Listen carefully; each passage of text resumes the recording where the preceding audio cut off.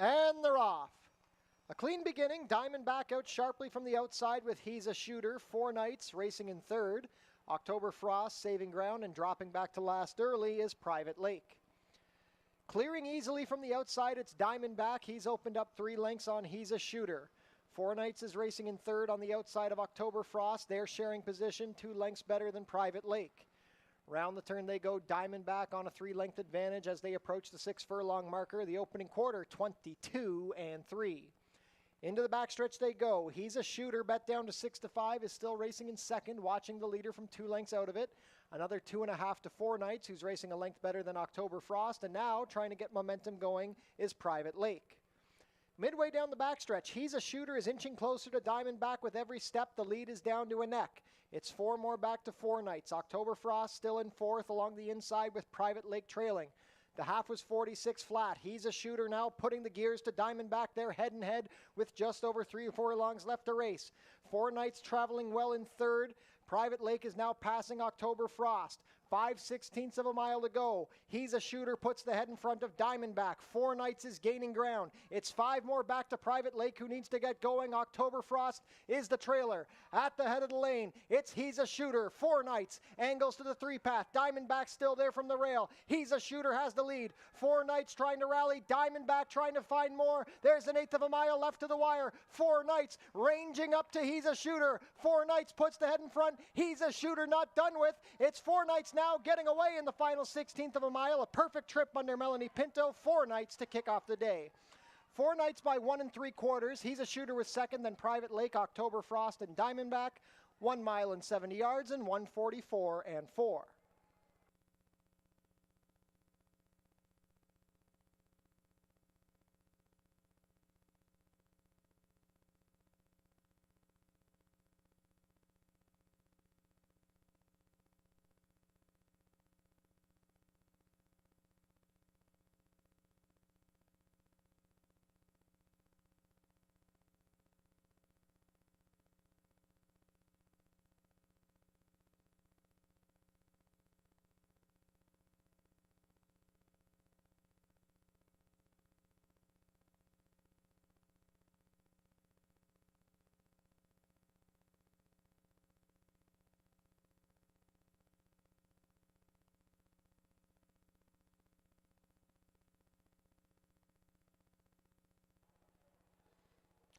And they're off. Ace Destroyer out well with Great Go-Go to the outside, and Stormy Soul also there. The trailer early, but just 1 1/4 off of the lead is Musical Stride. This quartet is compact in the early stages. Trying to get clear is Great Go-Go, but he's making hard work of Ace Destroyer. Now Ace Destroyer is taking the advantage. It's Ace Destroyer by 1 1/4 as they race into the turn. Great Go-Go is second. Stormy Soul saving ground in third. And off the rail in fourth is Musical Stride. The quarter was a quick 22-1. Ace Destroyer has quickly opened up 3 lengths. Stormy Soul is now into second. Musical Stride passing a wide Great Go-Go as they approach the quarter pole. Ace Destroyer looks tough as they turn for the drive. It is Ace Destroyer, still with a 4-length advantage. The threat is Stormy Soul. He angles to the outside, trying to launch a rally with Musical Stride and Great Go-Go. Less than a furlong to go, and it's still Ace Destroyer looking strong up front. Ace Destroyer and Kirk Johnson, the advantage is 4 with less than a 16th of a mile to go. Stormy Soul is second, but he's not going to get to Ace Destroyer. Ace Destroyer geared down at the wire, wins by 2 3/4. Stormy Soul was second, then Musical Stride and Great Go-Go, 5.5 furlongs in 1:05.1.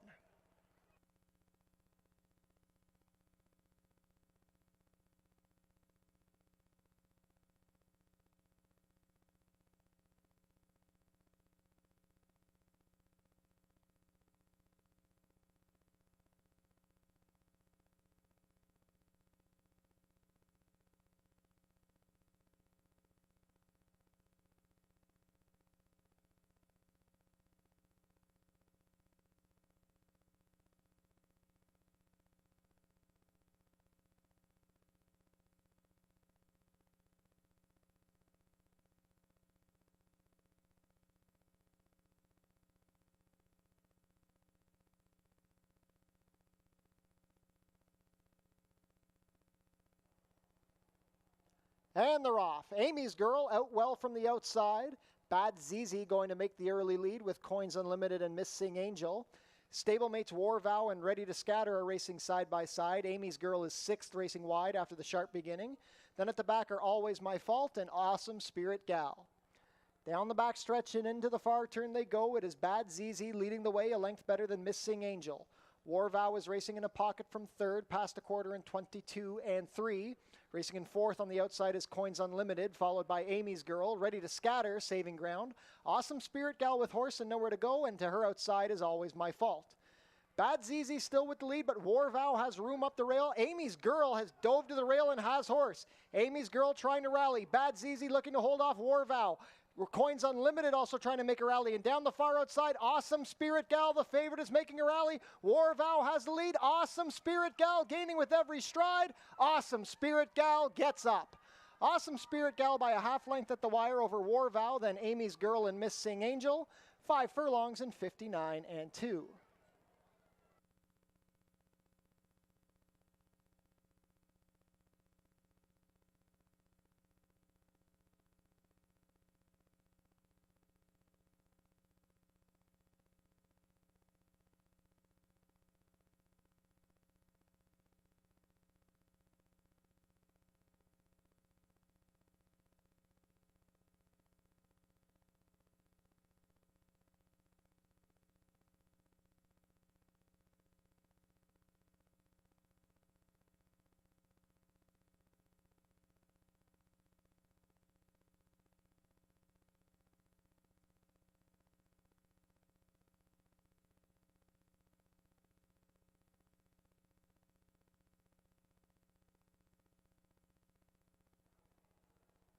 And they're off. Pretty good beginning. General Command out well from the inside. Gus's Gamble also showing up with Beyond Talented, and Bait and Switch deep on the course. But as they leave the chute, the leader is going to be Beyond Talented. Beyond Talented by a length over Gus's Gamble and Bait and Switch. Street Serenade racing in 4th, 2 lengths off the pace. General Command saving ground in 5th. To his outsider Bails Him Out and Thy Kingdom. It's well back to River of Babylon. He has 9 lengths to make up on the leaders. The opening quarter is 23 seconds flat. They race within the half-mile pole, and Beyond Talented at 40-1 is leading the way, now being pressured by Bails Him Out. Gus's Gamble is in 3rd. Street Serenade well positioned in 4th on the outside. General Command and Bails Him Out race side to side. Thy Kingdom losing position, about to be joined by River of Babylon. The half was 46-1, and now Bait and Switch puts the head in front of Beyond Talented. These two have opened up 3 on Street Serenade. General Command swings to the outside to try and launch a rally with Gus's Gamble along the rail. River of Babylon needs to get going. Down the stretch they go. It is Bait and Switch into Sean Gaskin. They've opened up a length and a half. Trying to hold on in second is Beyond Talented. It's well back to Street Serenade and General Command. This is an easy victory for Bait and Switch. Bait and Switch draws off to win by 4. Long Shot Beyond Talented holds second, then Street Serenade and General Command. 6.5 furlongs in 1:17 and 1.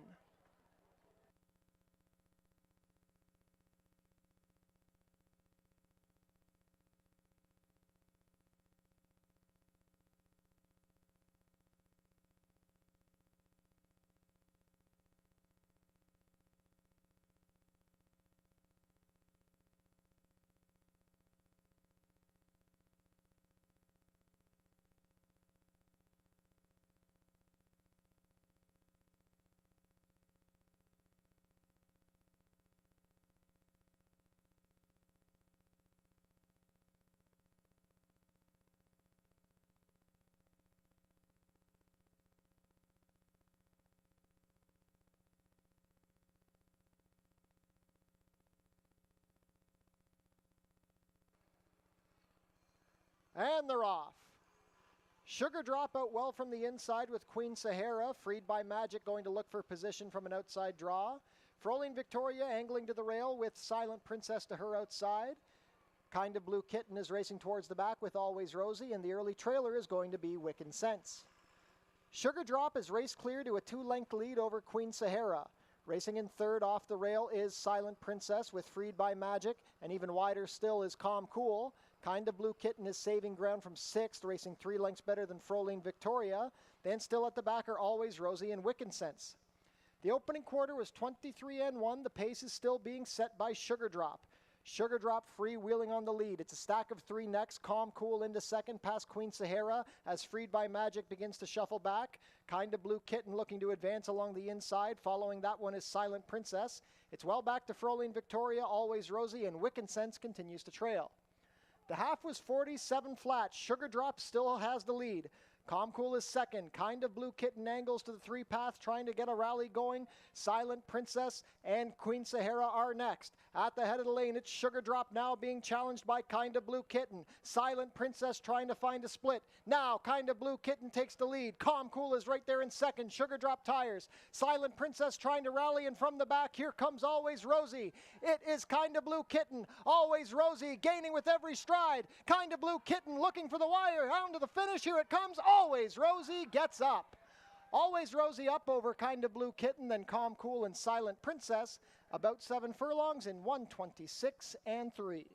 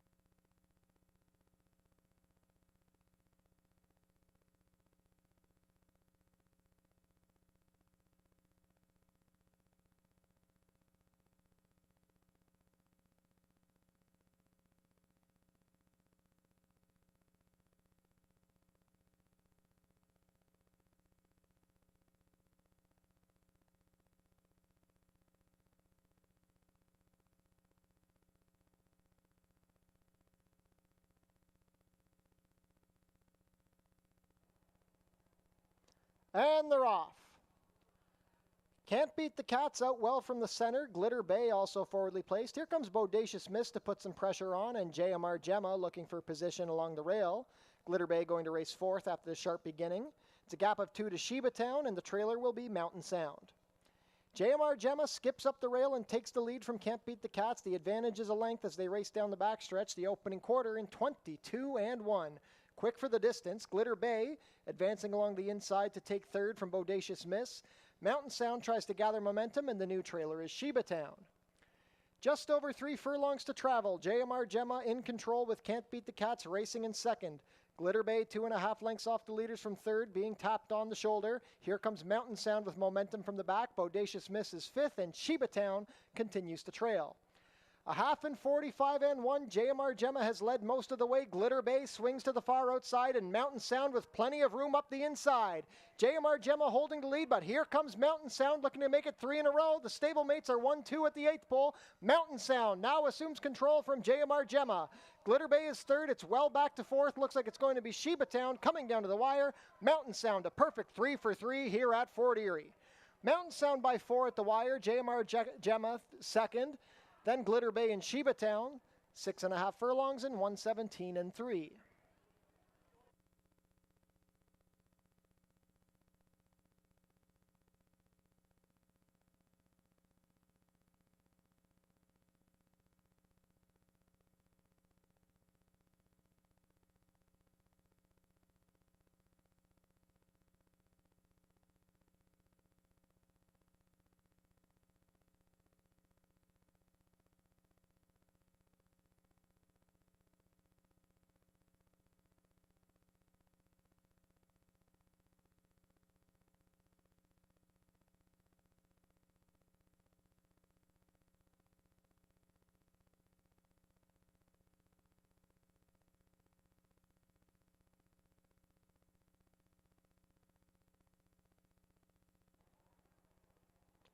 And they're off. Maximus Momentus lunged at the start. Mobilizer is showing speed with Core and Mr. Banjo Man. Granger County right there from the outside. Highland Society in a stalking position from 5th, about 4 lengths off the leaders. To his outside is Free Square, and the trailer is Maximus Momentus. 3 across the track as they race within the half-mile pole. Core is on the inside of Mobilizer and Mr. Banjo Man, who's 3 deep. The opening quarter was 22 flat. Granger County is racing wide but in a stalking position. Free Square has also gained ground. Highland Society racing in 6th, and it's another 5 lengths back to Maximus Momentous. Just over a quarter of a mile to go, and Granger County with ease has taken the lead. It is Granger County leading the way as they swing for the drive. Core is second. Mr. Banjo Man tired. Free Square trying to do better down the outside with Mobilizer. Nothing yet from Highland Society or Maximus Momentous. Within the furlong pole, it is Granger County. Core trying to dig back in along the inside. It's down to these two. Granger County on top. Granger County gets the job done. Granger County by a half length over Core, then Mr. Banjo Man and Free Square. 5.5 furlongs in 104 and 2.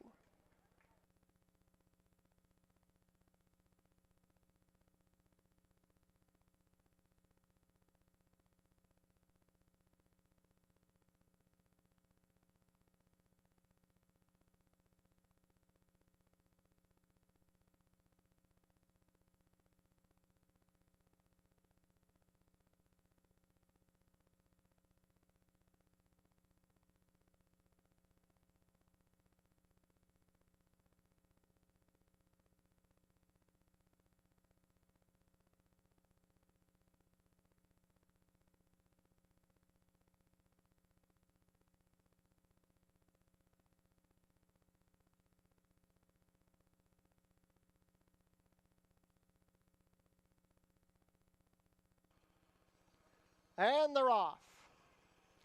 Union Colonel hustled out. He's Speedy from the outside looking to clear to the fence. It's going to be He's Speedy getting out to make the pace. Dot's Vision racing in second. Union Colonel, after a sharp beginning, is back into third. Terradar is racing in fourth, about 3 deep. Then we have Sensible Portions and Thelonious. Fifth Season is next. Karma Newts is wide, and the trailer is half lit. Round the turn and into the backstretch they go, and from the 10 hole, it's He's Speedy, a length and a half on top. Dot's Vision is second. Union Colonel is angled out to make an early bid for the lead. He's now putting the pressure on. He's Speedy. It's 4 lengths back to Terradar, racing in fourth, a length and a half better than Sensible Portions. Thelonious is racing along the rail with a stack of 5 towards the back. Half lit, making a wide rush past Karma Newts in fifth season. 22 and 4, it's a quick pace. It is He's Speedy now losing the lead to Union Colonel. Dot's Vision has been watching it all unfold from third. The top 3 have opened up 5 on Half Lit, who's made up ground. Sensible Portions is in the fifth past Terradar, then fifth season, Thelonious and Karma Newts at the back. 45 and 3 to the half. They swing for the drive, and now Dot's Vision and Union Colonel are locked in battle. He's Speedy has spit the bit. Half Lit and Sensible Portions both trying to rally from the back. Dot's Vision puts the head in front of Union Colonel. It's Dot's Vision and Deshaun Gaskin. Union Colonel dead game along the rail. Half Lit and Sensible Portions for third. But it is Dot's Vision. Dot's Vision with the advantage. Dot's Vision prevails. Dot's Vision by a head over Union Colonel. Then Sensible Portions, Thelonious, and Half Lit. About 7 furlongs and 125 flat.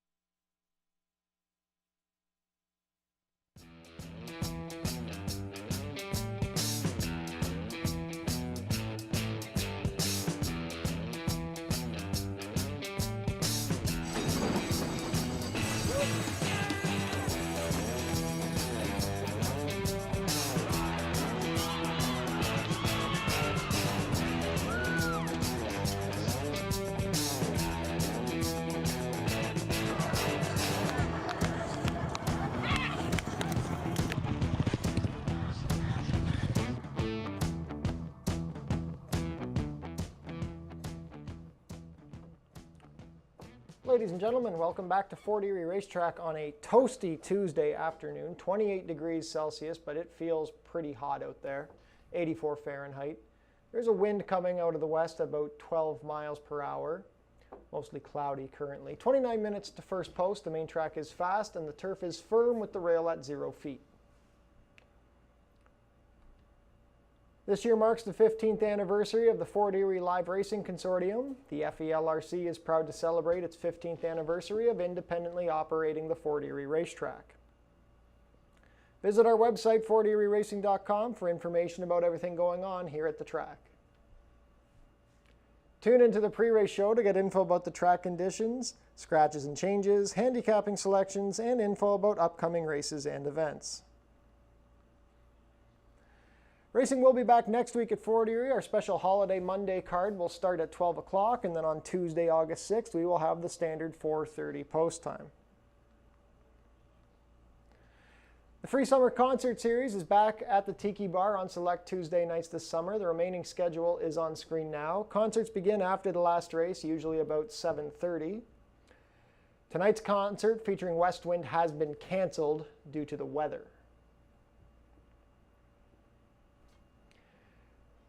Go to our website for registration for the upcoming Basset Hounds and Corgi races if you have a dog you'd like to register.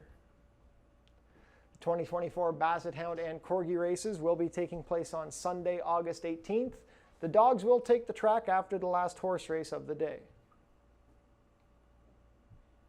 Fluffy the Clown will be here on Corgi and Basset Hound Day, and then she will be back in October for Track-O-Lantern Day. Mark your calendars, the 89th running of the Prince of Wales Stakes will be on Tuesday, September 10th. Fort Erie's Track-O-Lantern brings Halloween fun for families to the racetrack. It's on October 14th and it starts at 12 o'clock. Head down to the Paddock Shack for burgers, hot dogs, sausages, fries, and poutine, plus beer and soft drinks, located near the walking ring. Be sure to book your table in the Turfside Dining Room, open on live racing days. Reservations are recommended. Treat your team to an exciting day at the races. It's only $13.50 per person plus tax. The track pack includes one food item, one drink, and a Fort Erie live racing program. For more information, go to our website. Become a member of HPIBet.com today. Get $100 when you bet $100, plus your first bet is on us. Tune into Your TV Niagara for the Fort Erie Race Replay Show, Channel 700, Thursdays at 10:30 and Saturdays at 10. 1 and 4, pick 4s in races 2 and 5. Jackpot High Five carryover is growing. The High Five today is in race 8, carryover just over $42,000. Smoking is allowed in designated areas only at Fort Erie Racetrack. No food or beverage are allowed in these areas, and no cannabis is permitted on the property. Changes coming up for today's card. Race 1 is clear. No changes in the first. In race 2, we have a vet scratch of the number 6, Strike the Pose. No changes in race 3. Race 4 also has no changes. In race 5, we have an overweight on the number 3, Silent Warning, 2 pounds over at 124. In race 6, Stewart scratched the number 2, Jack the Cat. Stewart scratched the number 3, Sea to Air. No show and no superfecta wagering in race 6. We have a rider change on the number 6, Society Joe. Make the rider Deshaun Gaskin. No changes in race 7. In race 8, scratch the main track only, number 10, Jimmy is a Breeze. So back at it again for a Tuesday here at Fort Erie Racetrack. We had a very solid supported card yesterday, good wagering numbers yesterday. We hope to keep that momentum going here today. Another solid 8-race card. Let's take a look at our selections. Race 1 is a maiden claiming race for 3-year-olds and up, going 6 1/2 furlongs for a claiming price of $8,000 down to $7,000. Early pick 5 wager kicks off here in the first. Field of 5 to begin the day. I'm going with a first-time starter here, the number 3, Sign on the Dotted Line. This one was training at Woodbine, I believe, up with Norm McKnight, was scratched a couple of times. and now it comes down to Fort Erie. Had a pretty quick gate work here over the dirt on July 23rd, 35-1. I just don't think he has much to beat here. Signature Red is a very good first-time out starter, or sire. I think if Sign on the Dotted Line is able to break on top, he will be tough to catch in his career debut. The number 1, Persevere, ran a pretty good race sprinting for this price back on July 1st. Came back 15 days later in a maiden special weight in the slop and showed some speed but got tired. So now he gets to cut back to 6.5, gets to drop back in for 8,000 claiming. Deshaun Gaskin and Joe Humber teamed up for a win yesterday with Dots Vision. Then the number 2, Drill Hall, was a distant third for 62.50 on July 8th, but only missed second by 3/4 of a length. Autumn So Flashy came out of that race to win last week. That's a pretty good reference for Drill Hall. He's been racing fairly well this year. I don't know if he's a serious win threat, but I do expect him to pick up a check. Sofia Vives riding for trainer Anthony Husbands. Race 2 is a claiming race for fillies and mares 3-year-olds and up, which have not won a race this year or which have never won 4. We're going 5 furlongs for a claiming price of $5,000 down to $47.50. Big scratch of the number 6, Strike the Pose, who probably would have been a heavy favorite here. My choice now is the number 2, Love My Cheryl, looking to go back-to-back here. Love My Cheryl was a winner last week for $4,000 claiming. Rallied up the inside and got up over Catchy Name. And I think she's very poised to do it again this week. Mark Lee Buchanan and Julie Mathis have been having some success together this season. Number 5, Catchy Name, another Deshaun Gaskin and Joe Humber entrant. Catchy Name was claimed for $4,000 last week when beaten a neck by Love My Cheryl. And she could be the lone speed here. Not many of the remaining 5 want to go to the front. Maybe Careless Heiress.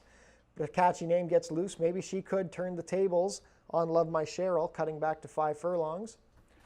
Number 4, Roadmap, makes her first start of the year. Melanie Pinto riding for trainer Josh Robillard.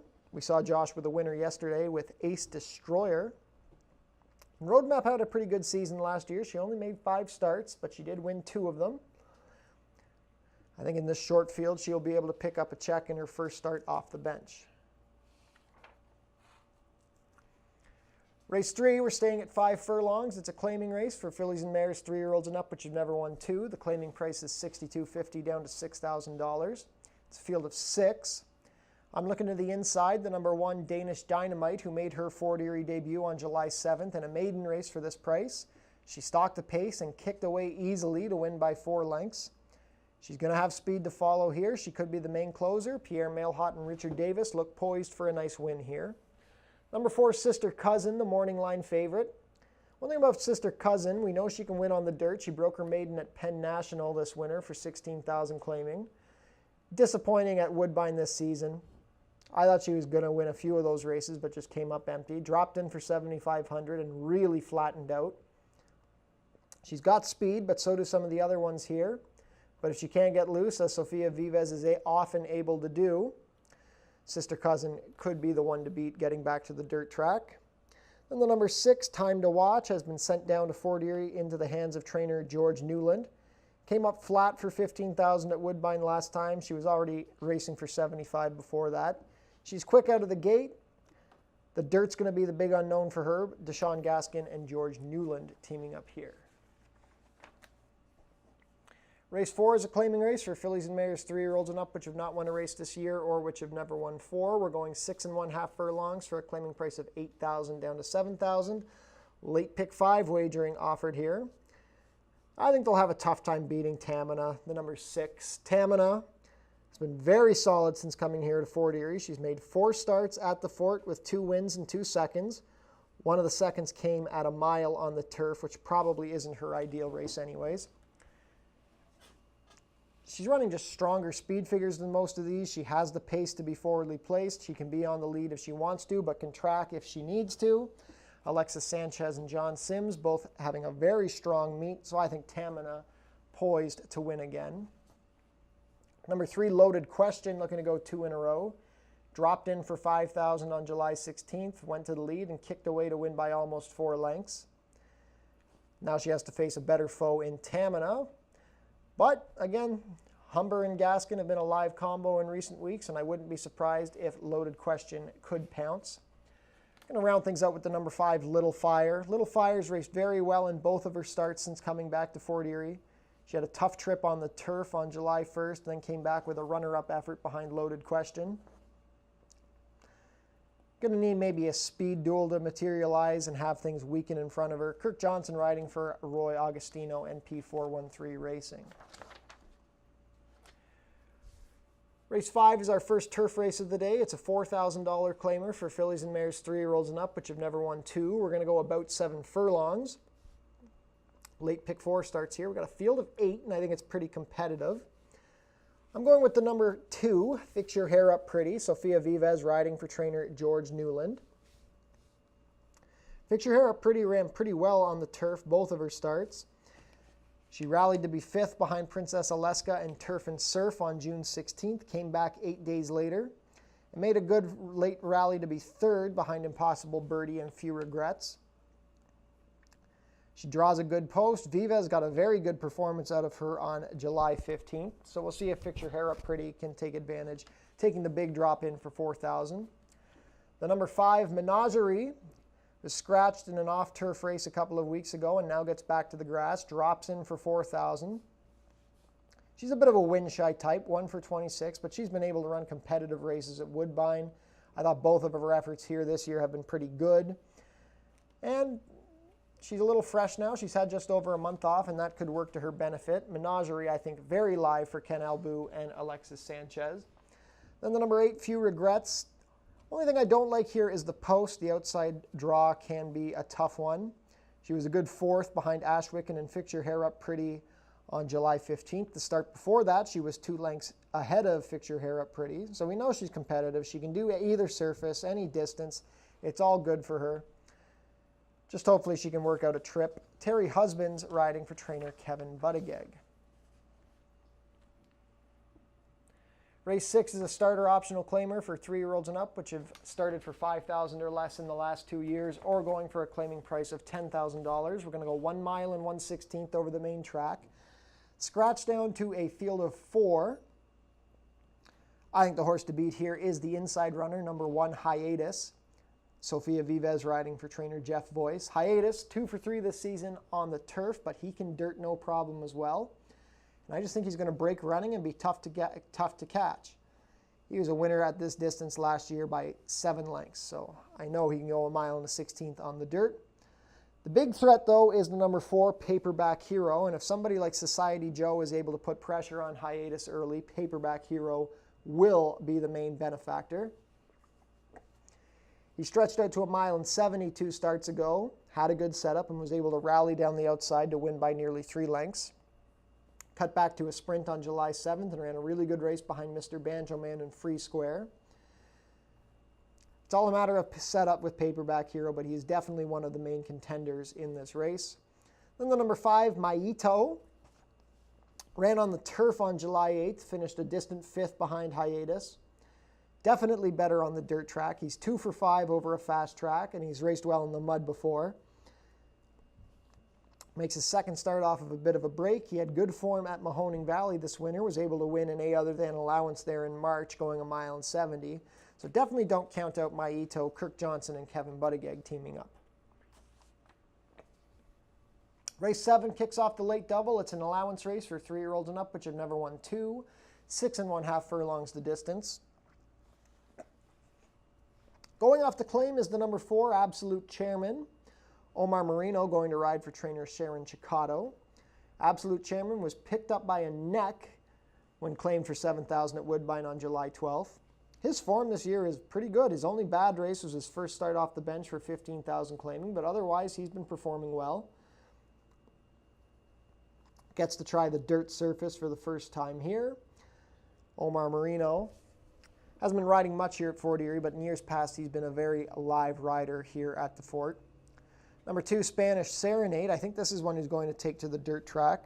He's got a little bit of speed. He was claimed out of the same race as Absolute Chairman. He finished 3rd, a length and a half behind that one. He's a pretty consistent check earner. Doesn't miss a check very often. He was a very game winner last November at Woodbine when he broke his maiden.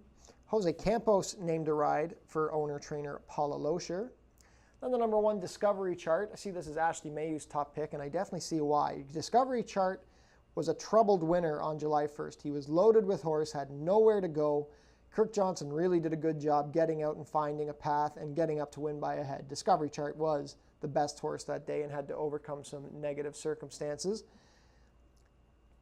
Danny Wills and Kirk Johnson teaming up here. Would not be surprised to see this one double up in his first start against winners. Last race of the day, race 8 is a claiming race for fillies and mares 3-year-olds and up, which have never won 3. We're going to go about 7 furlongs on the turf course for a claiming price of $8,000 down to $7,000. It is a field of 9 to close out the card. Jackpot high 5 wagering here in the 8th. I'm going to the number 6, Surf and Turf. Mark Lee Buchanan and Roy Augustino send this one out. Surf and Turf was second behind Tampa Bay shipper Princess Aleska in her first start of the year on June 16th. Then went up to Woodbine in the 75 non-2. Very well ridden by Mark Lee that day. Saved ground, angled out turning for home, and drew clear to win by 2.5. Comes back to the fort. We know she can win here, even though she hasn't won here, but we know she can. Her results here have been good. If she can work out a trip, I think Turf and Surf going to be tough at this level. Number 4, I Got It Good. Looks to be a speed factor here. She dueled on the lead and gave way to be 4th for this price on July 7th. But I think this is a bit easier of a group. Mimi's Holiday and Tamina, Princess Aleska, that was a good group of horses. If I Got It Good can get loose on the lead, maybe she can take them a long way. I don't think she'll get loose on the lead, but I do expect her to perform well here. Deshaun Gaskin and Joe Humber send this one out.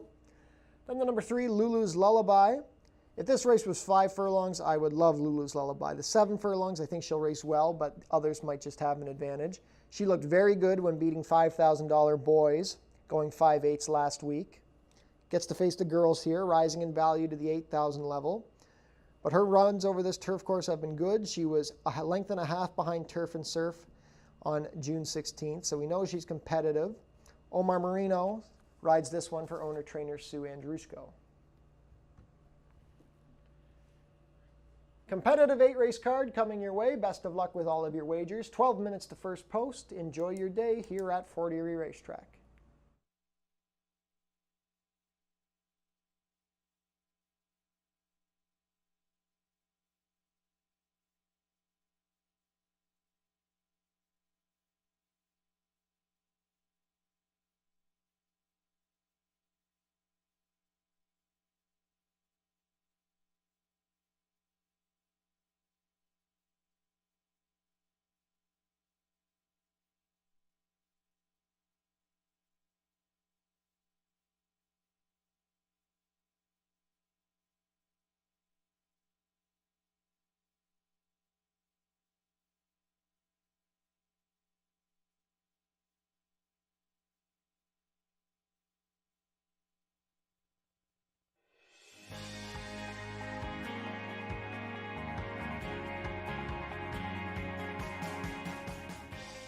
It's easy to make a bet on HPIBet.com. Follow these simple steps and you'll be betting in no time.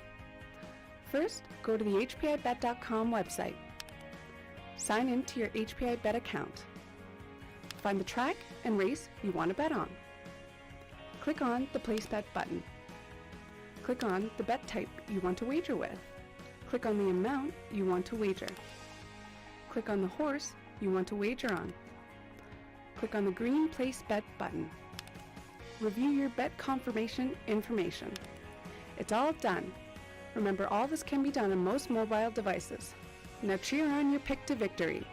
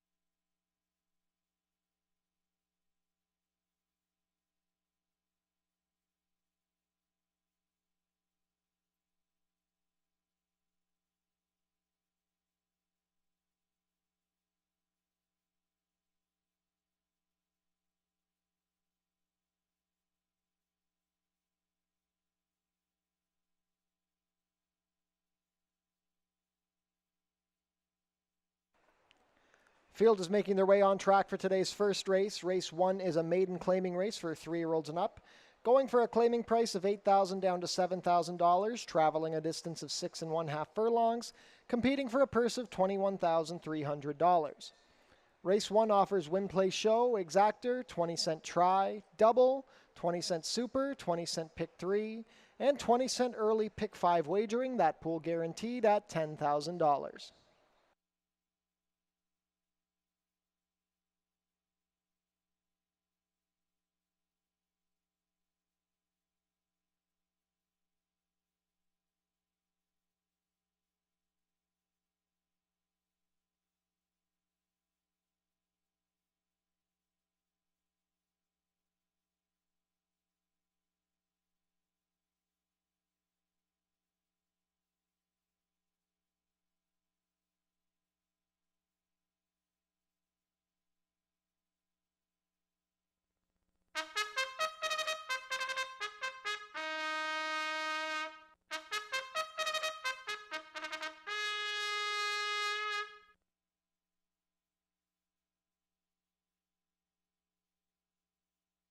Race 1 post parade number 1 is Persevere. Deshaun Gaskin riding for owner-trainer Joe Humber. Number 2 is Drill Hall. Sofia Vives has the call for trainer Anthony Husbands and owner Offshore Racing Stable. Away from parade, number 3 is Sign on the Dotted Line. Alexis Sanchez riding for trainer Eric Raganoff and owner Bruno Schickedans. Number 4 is Silent Summit. Emil Ramsamy pilots for trainer Warren LeBlanc and owner Trinity Racing Stables Incorporated. Completing the field, number 5 is Delirio. Terry Husbands riding for trainer Kendra Wichorek and owner Racing Stables. Early pick 5 wagering offered here in race 1, that pool guaranteed at $10,000.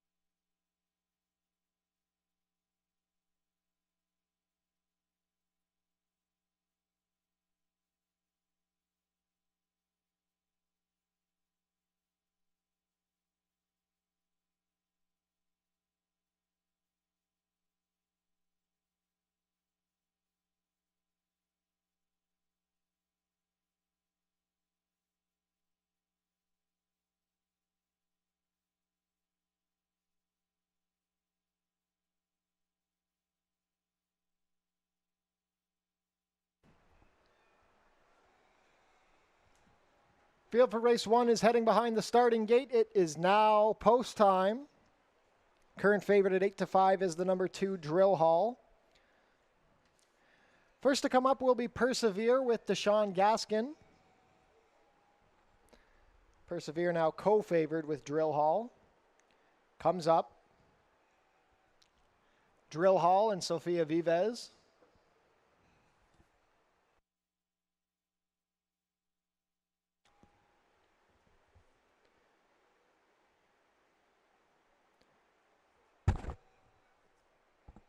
Drill Hall goes in. Sign on the dotted line with Alexis Sanchez, a first-time starter.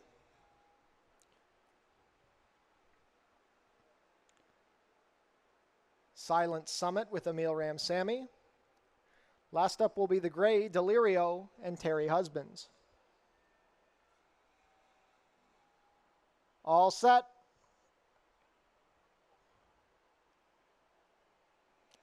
And they're off.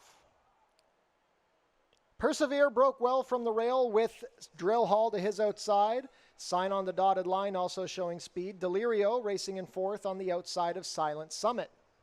Into the backstretch they go. Drill Hall emerges with a short lead, 3/4 of a length better than Sign on the dotted line, who's racing on the outside. Persevere is saving ground. Delirio, 2.5 lengths off the leaders from fourth, and then another 1.5 to Silent Summit. The opening quarter is 23 seconds flat. They've less than a half mile to go, and Drill Hall is making the pace. Sign on the dotted line launches a bid from the 2-path. Persevere is third. Delirio moving well into third, passing Persevere, and it's well back to Silent Summit. Midway around the turn, it's still Drill Hall holding the lead from Sign on the dotted line. Delirio trying to get into the race from the 3-path. Persevere looking for room from fourth, well back to Silent Summit. 47 flat to the half, less than a 1/4 mile to go. Drill Hall is shaken clear of Sign on the dotted line, but now Persevere angles out to launch his bid. Delirio is tired. It's Drill Hall. Here comes Persevere down the outside. Persevere takes the lead. Persevere now has the lead with less than a furlong to go with Deshaun Gaskin. Drill Hall second, well back to Sign on the dotted line, but coming down to the wire. Perfect trip for Persevere. He wins by 3. Persevere by 3.5. Drill Hall second. A photo for show between Delirio and Sign on the dotted line, 6.5 furlongs, 121 flat.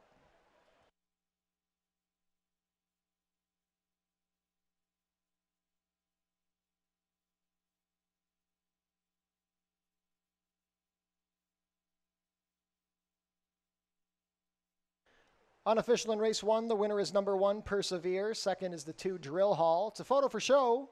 Hold all tickets.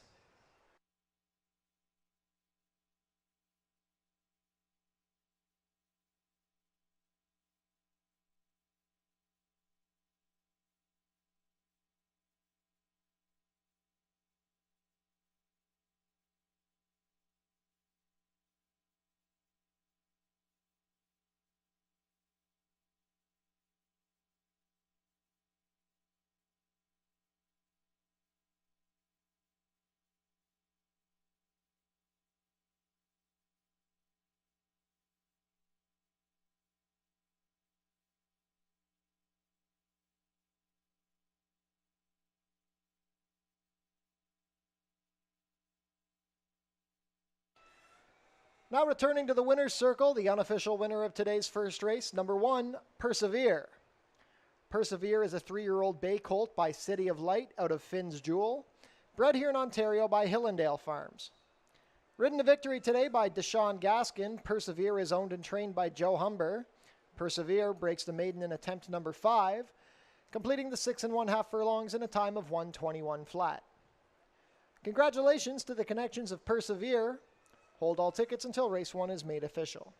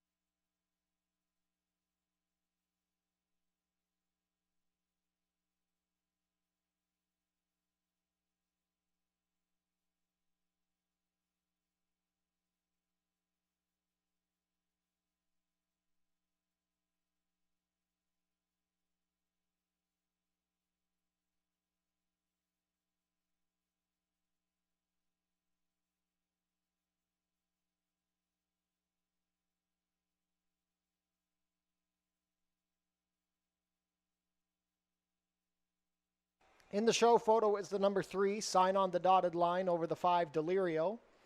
Race 1 on official order is 1, 2, 3, 5.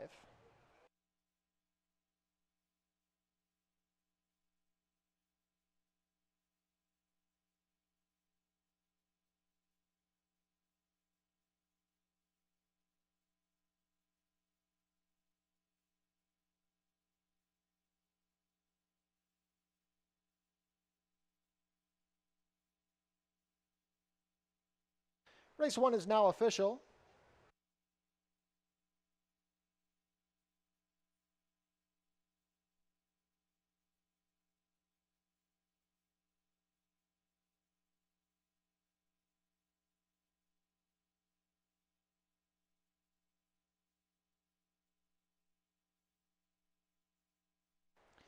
Prices are up. Persevere delivers as the favorite, 370 to win, 220, 210.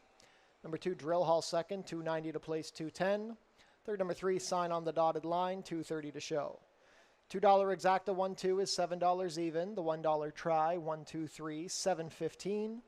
$1 super 1-2-3-5 $14.40.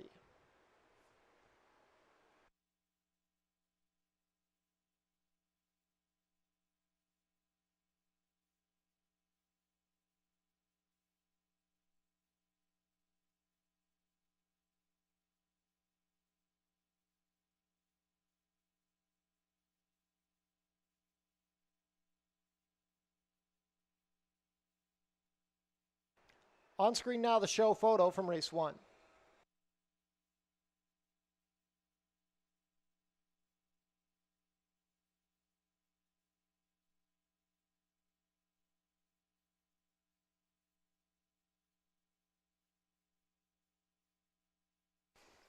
Changes for race 2, vet scratch the number 6, strike the pose, 17 minutes to post.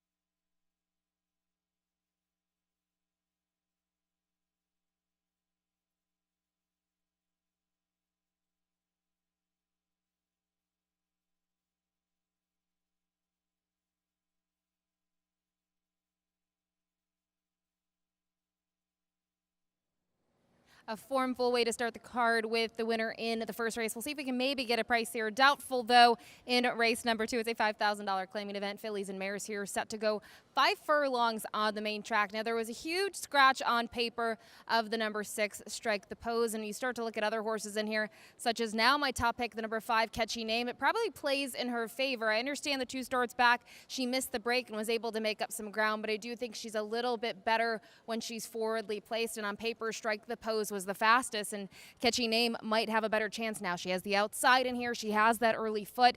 She's going to race first off the claim for trainer Joe Humber, who just took the opener here on the card and actually took the nice nightcap, yesterday as well. And when you look at Catchy Name, sure, she was in for $4,000 last time out, but she's facing some of her rivals. Again, Sweet Finale, Love My Cheryl, all coming out of that same race back here on the 21st. And I just think they're going to try to play a game of catch me if you can. Looking at others in here, the number 4, Roadmap.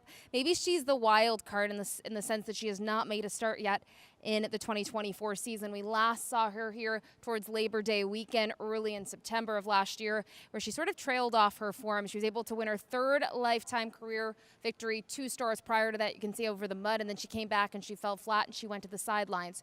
2 of her 3 wins have been here locally on the dirt. The other came over the synthetic up at Woodbine, and she's going to need some pace to run at. She definitely seems like the type of horse that, at least on paper, she's going to make that one run and try to pick up at least a share in here. And I wonder if the 5 furlong distance isn't ideal for her. 5.5, 6, I think would be a little bit better, but at the same time, in terms of running first off that long layoff, it's not a bad way to do so. Maybe get some fitness under her belt. And finally, the number 2, Love My Cheryl, was able to win in her 2nd start since January. She was able to beat Catchy Name, Sweet Finale, and the pace there kind of fell apart, and she was ready to pick up the pieces. She drew clear by a neck in the end, and she has that typical trip where she likes to sit just a couple of lengths off the pace and make one late run. So in terms of last out efforts, she certainly has the best on paper, but I just wonder if the 5, Catchy Name, now on the outside, can run away from them early. Best of luck here in race number 2. Don't forget, this is going to kick off the early pick 4.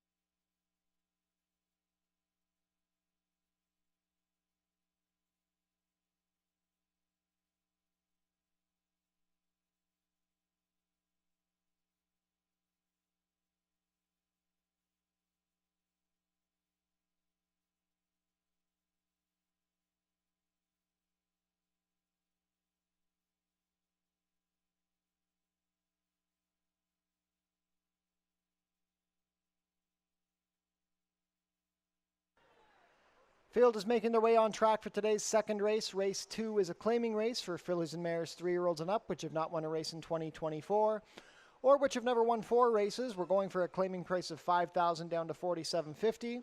Traveling a distance of 5 furlongs, competing for a purse of $15,750.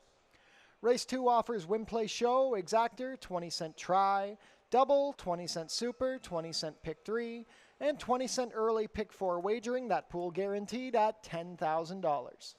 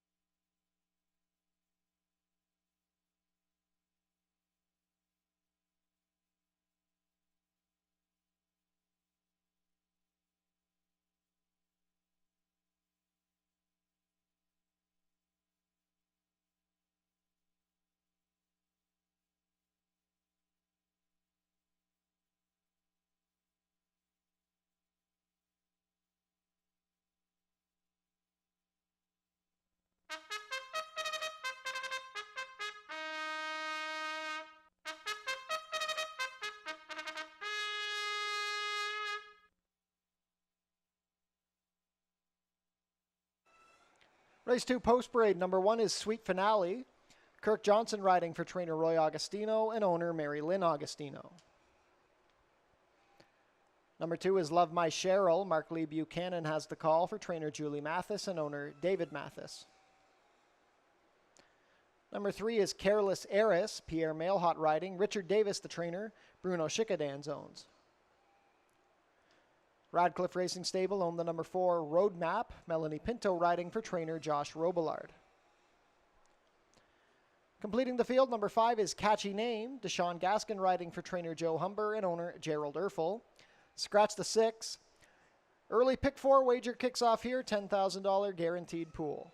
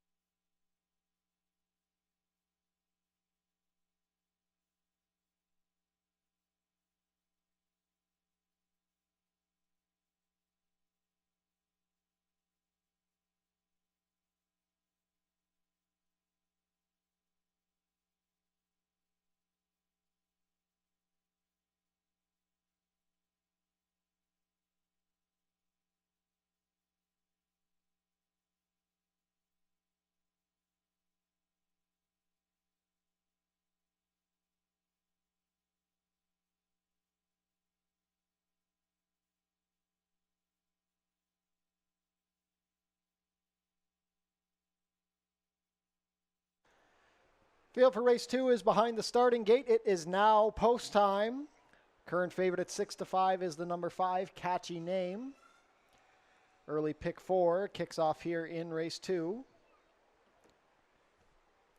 First to load will be Sweet Finale and Kirk Johnson.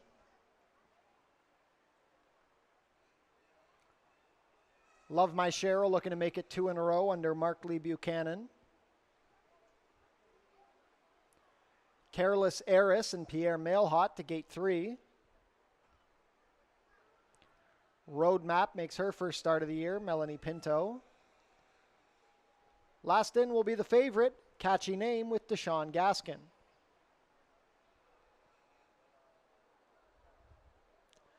All set.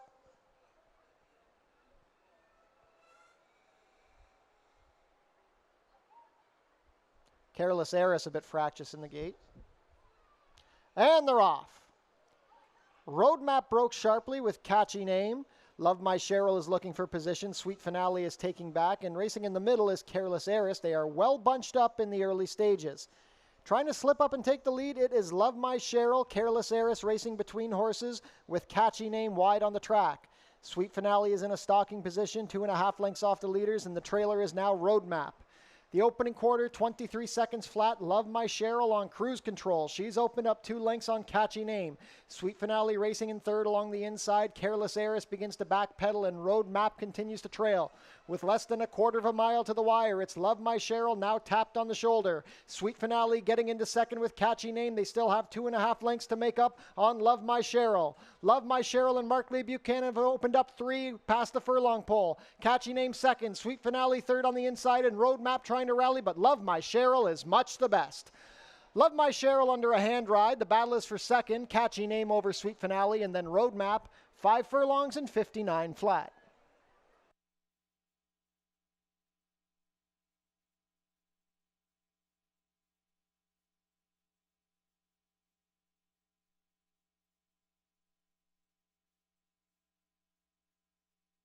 Unofficial in race 2, the winner is number 2, Love My Cheryl. Second is the 5, Catchy Name. Third, number 1, Sweet Finale. And fourth, number 4, Roadmap. Unofficial race 2 order, 2-5-1-4.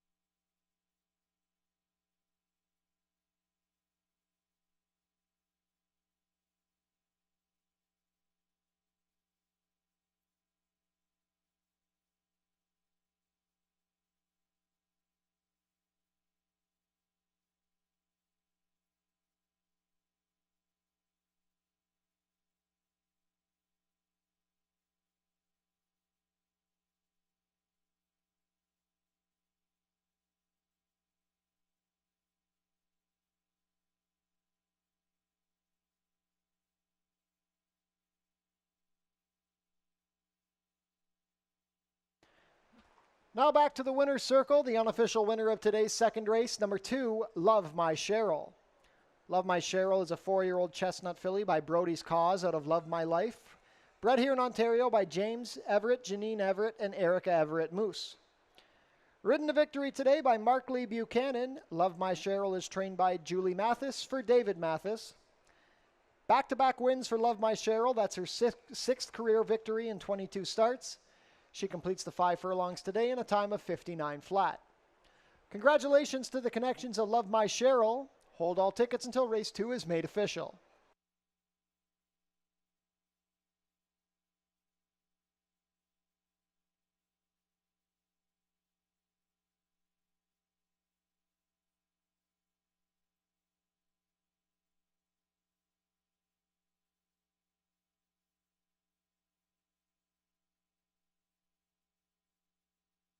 And race 2 is official.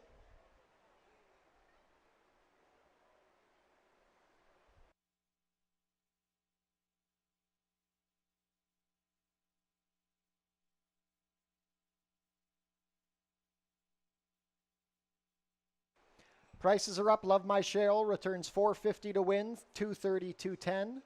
Second, number 5, Catchy Name, $250 to place, $210. Third, number 1, Sweet Finale, $210 to show. $2 exacta, 2.5, 9.50. The $1 try, 2.51, 6.25. $1 super, 2.514, 11.95. And the $2 double, 1.2, 9.30.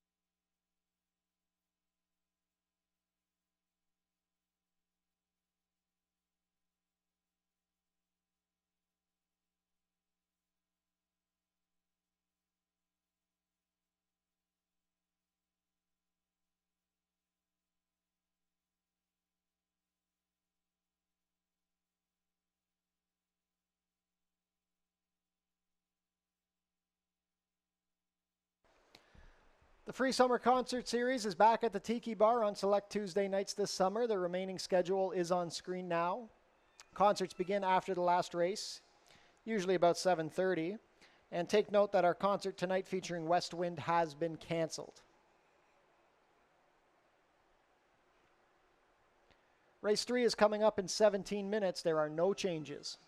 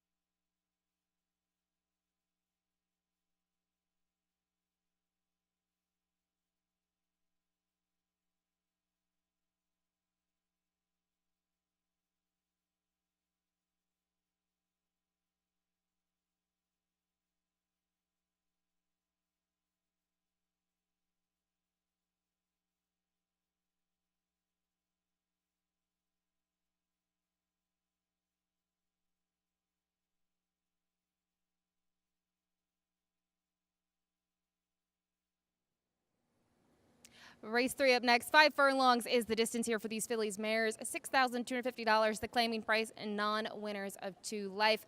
Kick it off here with the number 4, Sister Cousin. This one first off a claim for Tony Adamo and Icon Racing. In terms of that last out effort, sure, it was disappointing. It was at 6.5 furlongs over the Tapeta, but I think those races prior to that at least make this one worth a very long look. And also her pedigree. She's by Sharp Azteca, California bred, who has that dirt experience, whether it was at Remington Park, Del Mar, Penn National. She actually has some good efforts, them coming at Penn National. She was able to win decisively to break her maiden while in for 16, followed it up with a second place finish in a race against a kind of first level allowance there at the 6 furlong distance, and then found herself in a tough spot that had a lot of next out winners. So I wonder for her, maybe she had some problems last time out at the longer distance, at 6.5. She's going to cut back and get on the dirt, and we just know that these connections do so well off the claim. So at a short price, I found it tough to go against Sister Cousin in here. If you were looking at maybe who could beat her, I thought the one Danish Dynamite was worth the look. This is a 4-year-old daughter of Danish Dyna, former was able to graduate last time out in start number 11. She did it decisively. The fractions, they were all right early on, but she kind of split that field mid-pack and made one late run and drew clear very nicely. And you can see prior to that, she really hadn't had any really solid efforts besides one third-place finish, and she really just tended to wake up there on the dirt, now making that second start off the layoff for the barn of Richard Davis and Heston Sport Incorporated, the owners. And finally, the horses from here, I thought it was kind of wide open underneath. The 6th time to watch. Maybe this is the wild card in here. A 3-year-old daughter by Big Spreen going to race with blinkers off. I thought last time out, you can see overmatched. She was 45-1 in the eyes of the betting public. And she had some issues in that race in terms of the trip that she got. Now, you go to her prior efforts, they were on the turf and some on the Tapeta, but she's shown a fair bit of early speed. Deshaun Gaskin booked to ride here on paper and been riding very smart. So curious to see what the tactics will be for this one. The barn's doing well at the meet, and I just think from a pace perspective, time to watch can certainly muddle things early. But I do go to the horse first off the claim for Icon Racing, the 4 Sister Cousin as the top pick. Good luck.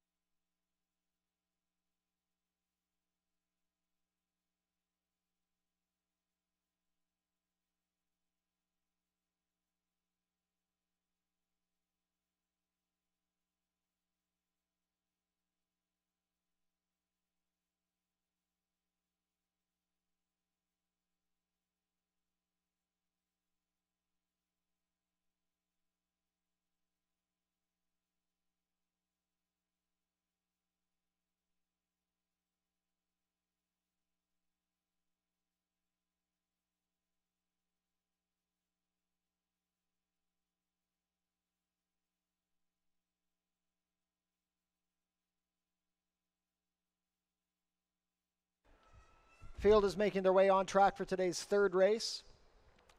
Race 3 is a claiming race for fillies and mares 3-year-olds and up, which have never won 2 races.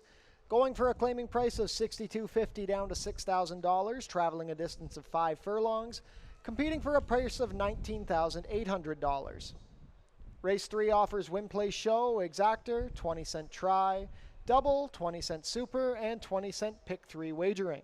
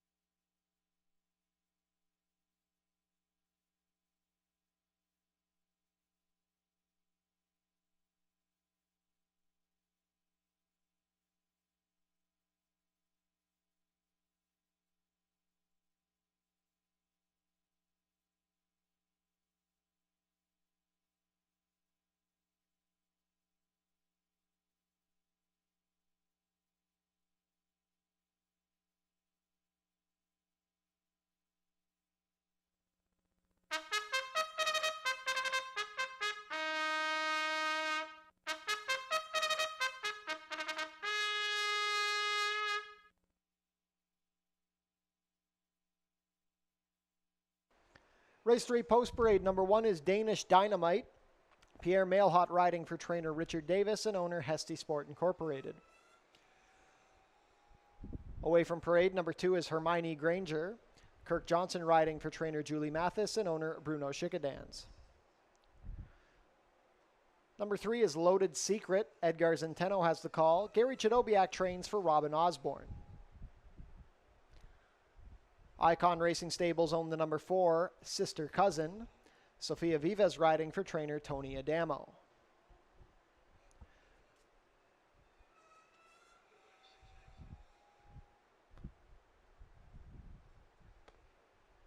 We'll come back to the 5. Number 6 is Time to Watch.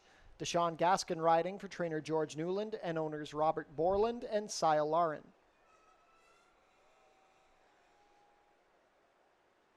And on screen now, number 5, Peace in Paradise. Alexis Sanchez riding for trainer Sharon Chicotto and owners Mike Newell and Jeffrey Mansell. Not too much time to get your race 3 wagers in.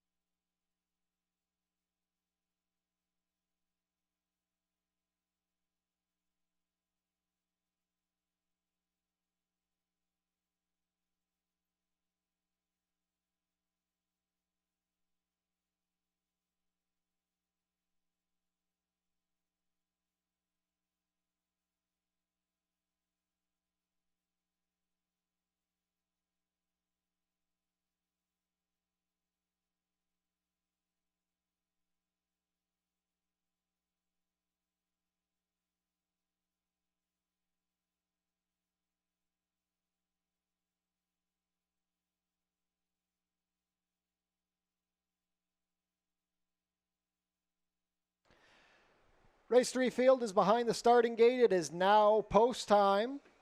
Heavy favorite at 4-5 is the number 4, Sister Cousin. 5-2 support on the number 2, Hermione Granger.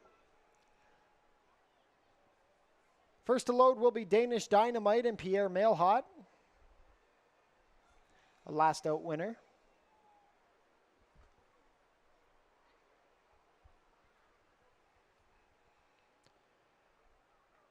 Danish Dynamite steps up.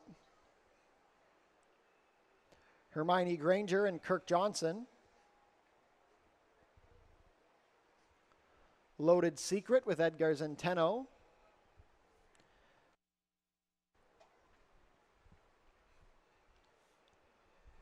Sister Cousin with Sofia Vives at 3-5.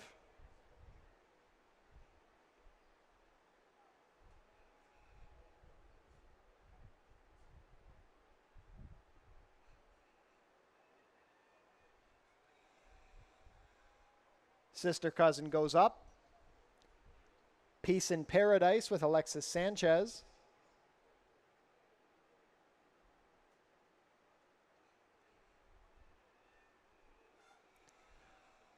Last in will be Time to Watch with Deshaun Gaskin.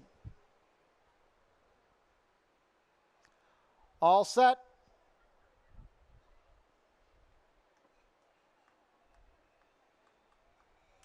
And they're off.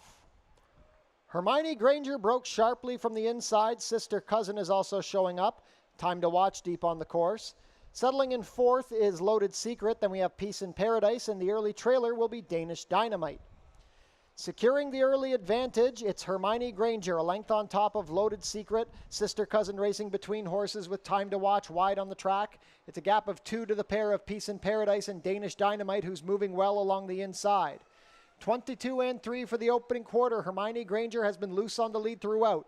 Danish Dynamite is rallying up the fence into second with Sister Cousin wide. Between horses, Loaded Secret, Peace in Paradise is wide, and Time to Watch has called it quits. Hermione Granger still with the lead, but the threat looks like Danish Dynamite. Sister Cousin, not today. A furlong to go. It's Hermione Granger looking to make all the running. Danish Dynamite right there from second, still has a length to make up, but Hermione Granger is responding. Hermione Granger in front. Hermione Granger, a game winner, a length and a quarter over Danish Dynamite. Then we had Sister Cousin and Loaded Secret. 5 furlongs and 59-1.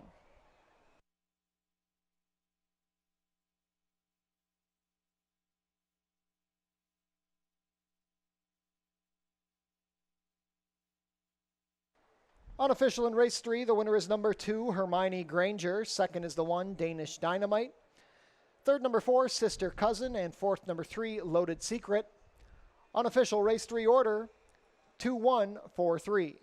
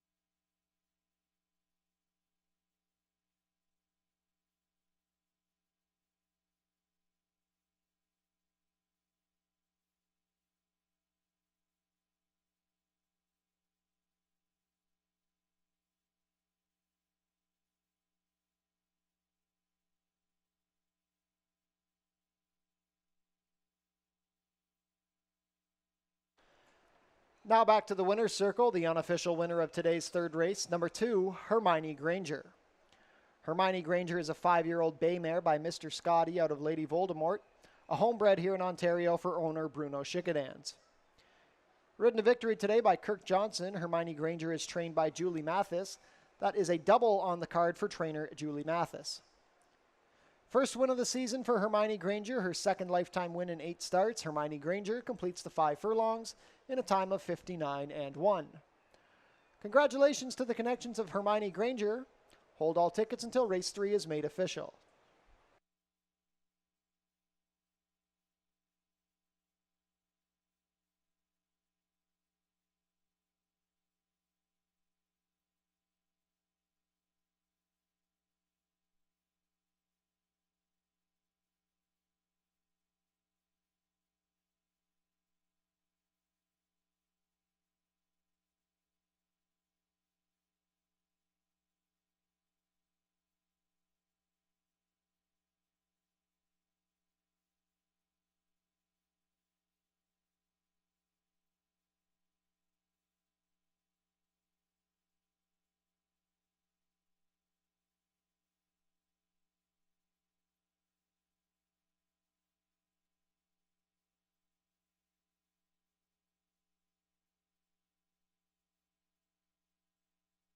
Race 3 is official.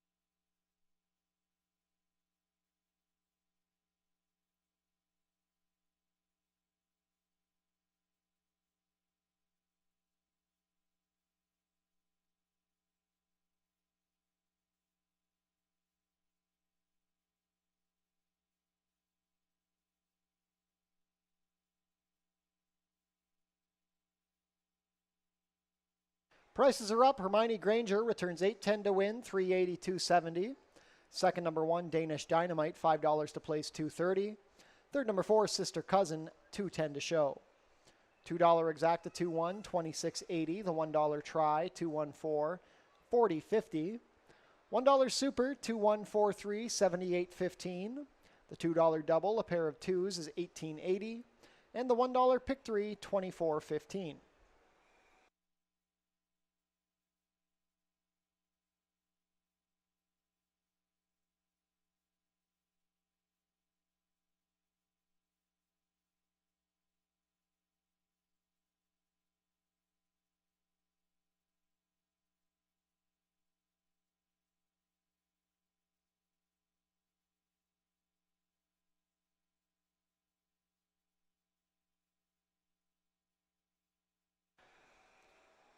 No changes in the upcoming 4th race. 21 minutes to post.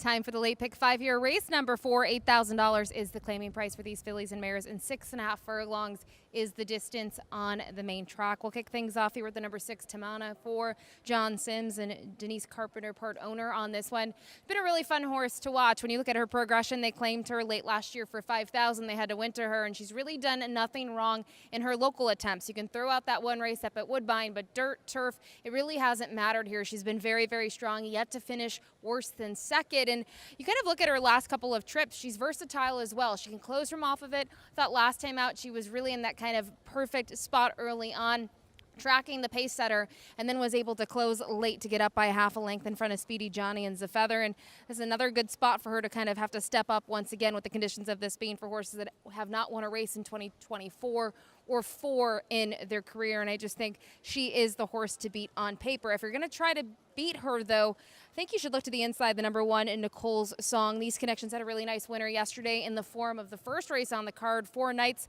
scored a little bit of an upset, returning just over $10 to win. And this is a mare who this year has been very consistent. She probably needed that first race on the year. It was an off track, and since then she's been right there every step of the way. Was able to pick up her 3rd career victory 2 starts back, and most recently was second behind the speedy Natasha's Business.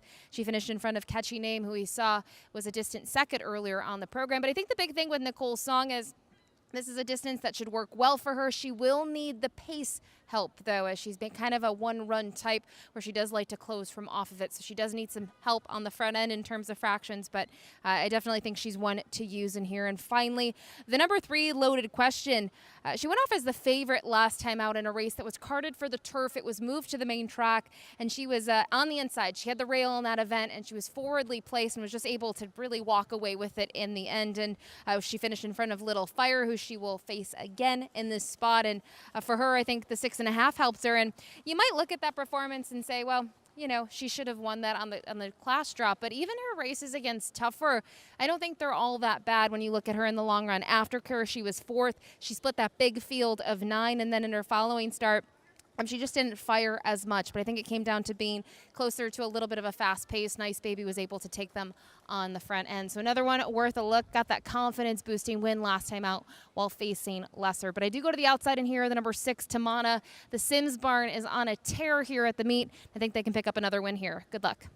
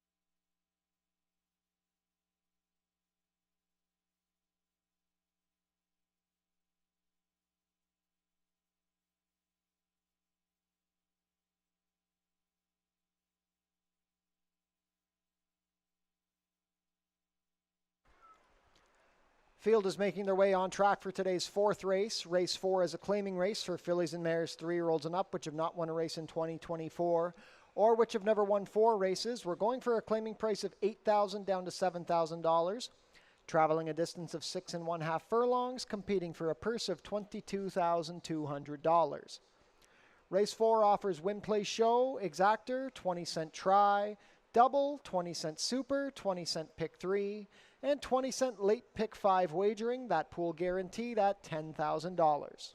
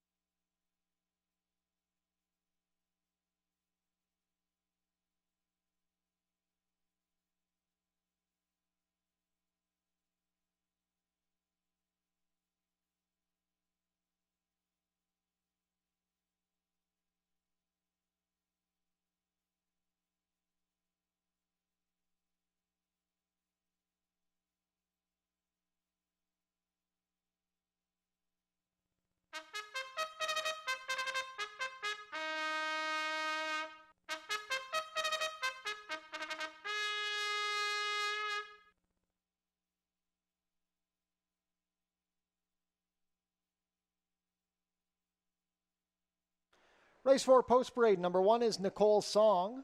Omar Marino riding for trainer Mike Blake and owner Pass Eye Peach Stables.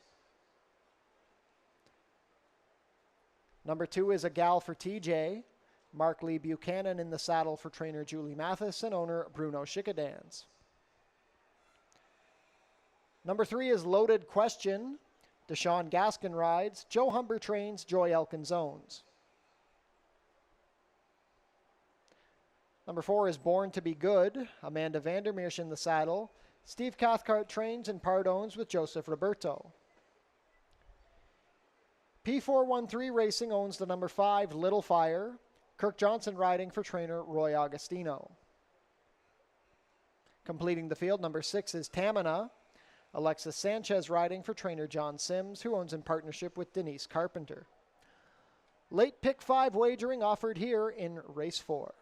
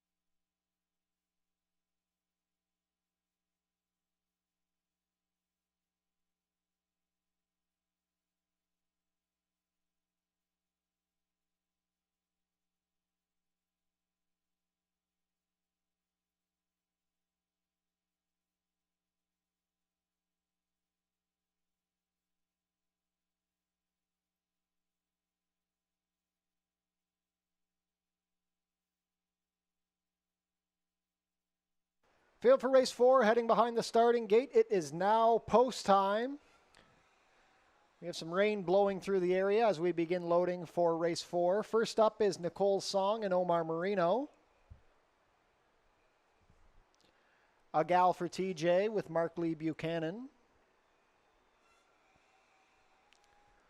Loaded Question with Deshaun Gaskin.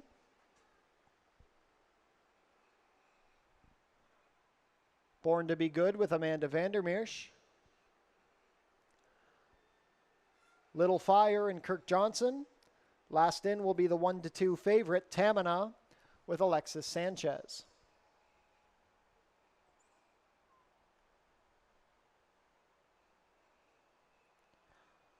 All set.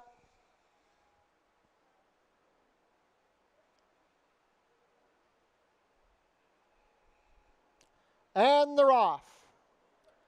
Loaded Question broke well. Tamina showing speed from the outside. Born to be Good in mid-pack with Nicole's Song advancing along the rail. A Gal for TJ settling near the back with the early trailer Little Fire. From the outside post, the lead has been secured by Tamina. She's a length and a quarter better than Loaded Question. They're well spread out early. It's a gap of 3 to Nicole's Song in third, then 2 more to Born to be Good. A Gal for TJ has made her way to the outside, and Little Fire is the clear trailer about 10 lengths off the leaders. The opening quarter was 22 and 4. They race into the turn, and Tamina at 1-5 is on a 2.5 length lead. Loaded Question still second. It's a gap of 6 to Nicole's Song from third. Born to be Good along the inside with a Gal for TJ and Little Fire still at the back, but beginning to pick up the bit. 45 and 4 to the half. Tamina still unchallenged with a quarter of a mile left to race. It's Tamina and Alexis Sanchez up by 3 as they turn into the stretch. Loaded Question still second. Nicole's Song is third. Then Born to be Good and Little Fire. They have a lot of running to do to get to Tamina. Tamina is up by 5. Here comes Nicole's Song trying to rally into second past Loaded Question. Nobody's going to get to Tamina. This was over the second the gate opened. Tamina much the best, going on to a 4-length win, geared down at the wire. Nicole's Song was second. Then Born to be Good, a photo for fourth between Little Fire and a Gal for TJ. 6.5 furlongs in 118 flat.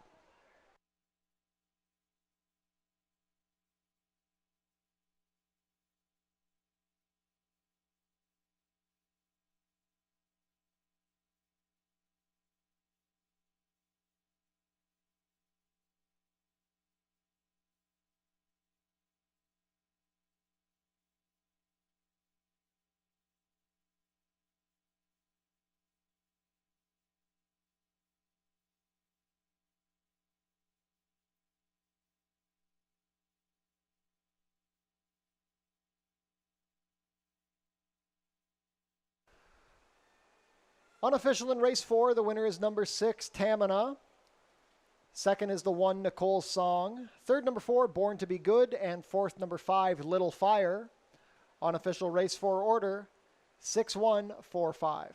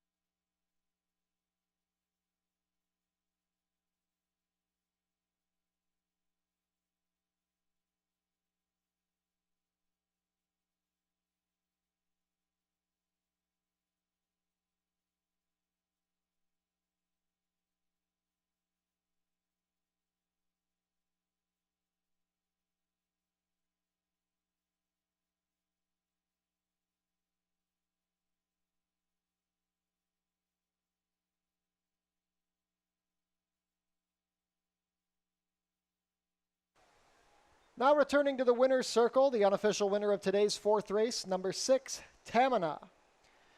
Tamina is a 4-year-old dark bay or brown filly by Frack Daddy out of Study Abroad, bred here in Ontario by Paul Moutet. Ridden to victory today by Alexis Sanchez. Tamina is trained by John Sims, who owns in partnership with Denise Carpenter. Tamina has taken very well here to Fort Erie Racetrack. She's earned 3 wins in 6 starts this season. That's her 4th lifetime win in 16 starts. Tamina completes the 6.5 furlongs in a time of 1:18 flat. Congratulations to the connections of Tamina. Hold all tickets until race 4 is made official.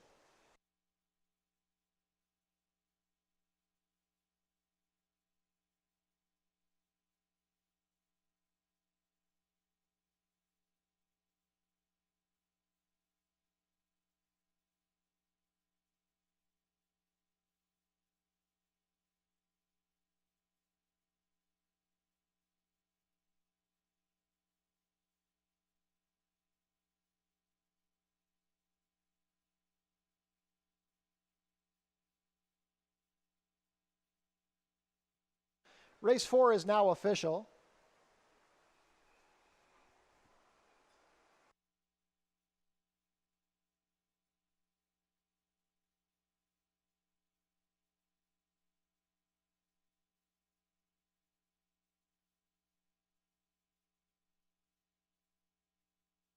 Prices are up. Tamina obliges at 1 to 5, 240 to win, 210, 210.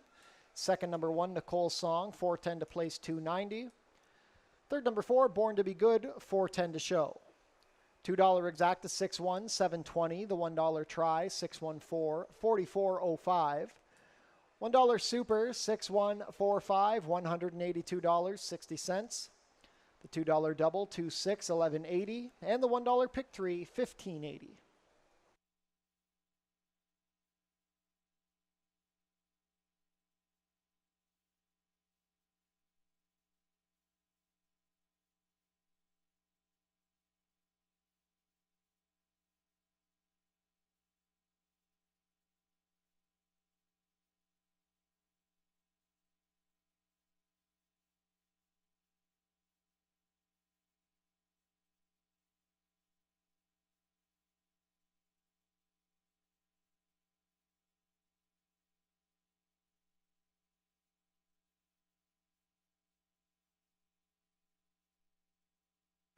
We had a claim out of race 4. The winner, Tamina, claimed by Bruno Schickadans, moves to the barn of trainer Eric Raganoff.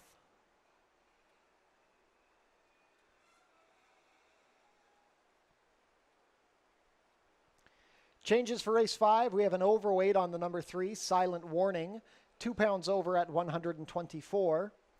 18 minutes to post.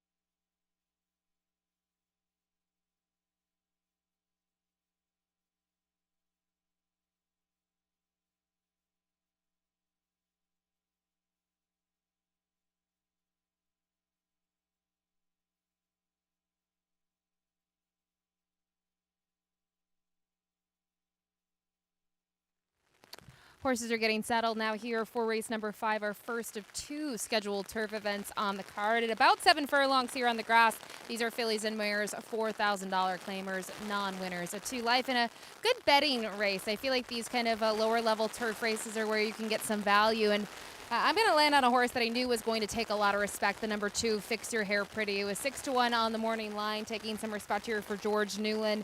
You look at those last 2 efforts, they were both on the dirt. I'm really keen in on those turf efforts, 3 and 4 starts back, where all in all, this was a mare that could, or I should say a filly that was able to close from off the pace and get at least a minor placing behind Few Regrets and Impossible Birdie 3 starts back. We'll actually see Impossible Birdie in the nightcap today. And those ones were against Tougher, was in for a bigger tag, drops to 4,000 a day, and I think can really turn things around here and kind of take a step up. And even the dirt race 2 back, a really well-meant third. Sophia Vivas was booked to ride there and sticks with Fix Your Hair Pretty here. But other horses maybe to consider in here, go to the outside, the number 8, Few Regrets. Consistent type in those last 3 efforts, all here at the Border Oval. You look at the first start, was second on the dirt. They switched things up, went to the turf at about 7/8. And to me, that's the key race. This one just missed by a neck. As we mentioned, finished in front of Fix Your Hair Pretty. And 2 of those last 3 has been in front of them at one. And I think the big thing was the turf, again, was against Tougher. And the figure was better on the grass, a 53 compared to those 40s that she's been running in those dirt races. I think she's just a better horse on the turf and can certainly get the job done here with the outside draw. And finally, I'll land on the number 7 here, Tangerine Twist. It's simple. I mean, she's a consistent mare. You look at those turf races, she absolutely loves it here at the Border Oval, but it did take her a while to graduate. When she was able to graduate last time out, the big thing, it was at the 5/8 distance. Her last 2 races have been at the 5/8 distance. She's going to have to stretch out today to 7/8, and in the past, sure, she's had some good efforts at that distance, but I just wonder, off that most recent win, is it a little too far while facing winners for the first time? We'll see. She was able to sneak away from them last time out, and that's going to be the key thing for her. She's going to get settled out here in the rain. She's a little feisty usually, but we'll see what she can do here from post 7, as I mentioned, facing winners for the first time. So I landed on the 2, Fix Your Hair Pretty, over the number 8, Few Regrets, followed by the 7, Tangerine Twist. Best of luck here.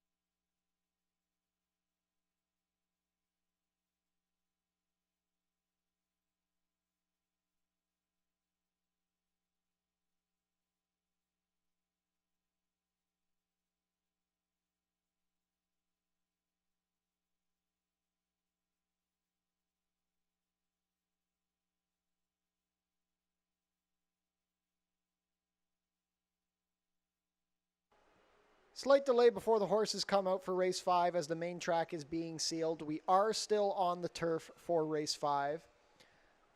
Just a slight delay as track maintenance is under place.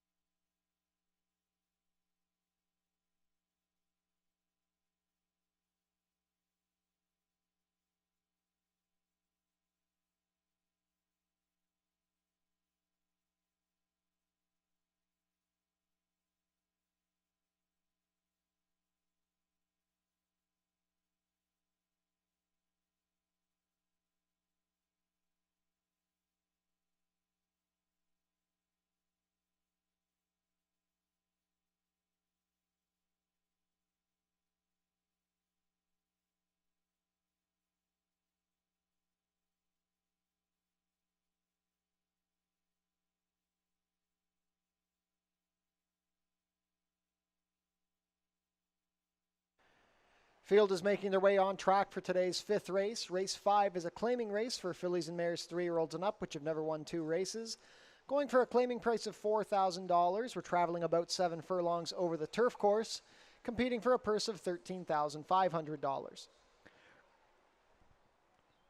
Race 5 offers win, play, show, exactor, 20-cent try, double, 20-cent super, 20-cent pick 3, and 20-cent late pick 4 wagering. That pool guaranteed at $10,000.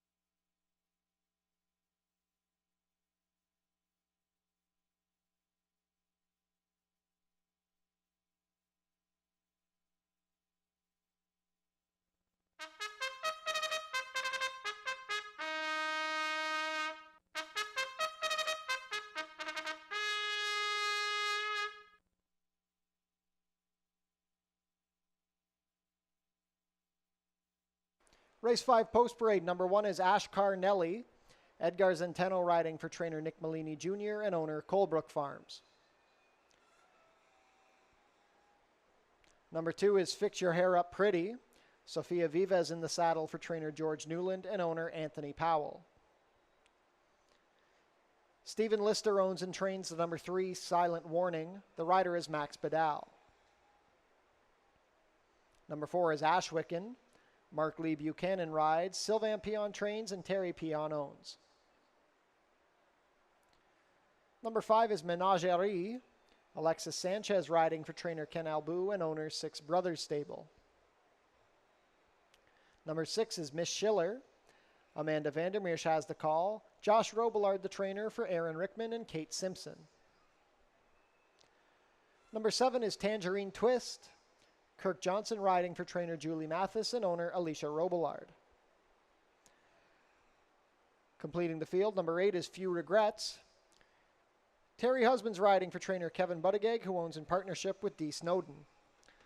Late pick 4 wagering offered here in race 5, our first turf race on the card.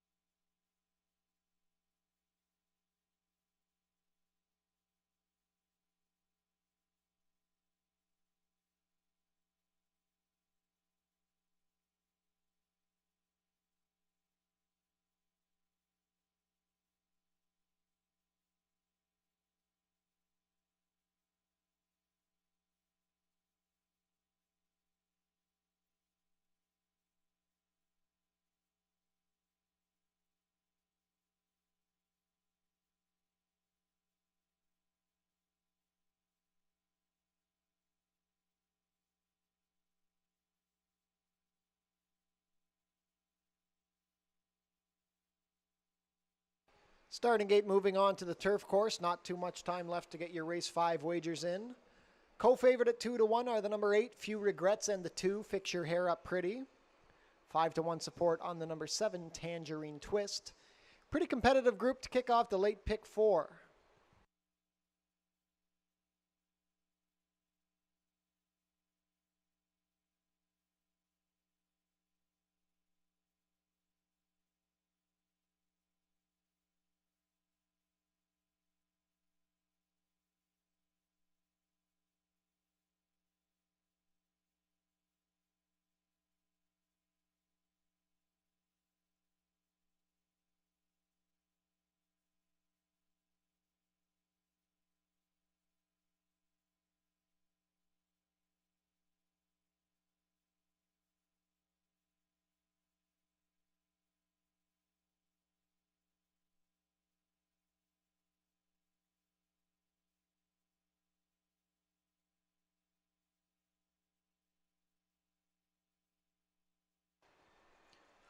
And race 5 field is heading up to the starting gate. It is now post time. They've already loaded Silent Warning, the number 3 with Max Badal.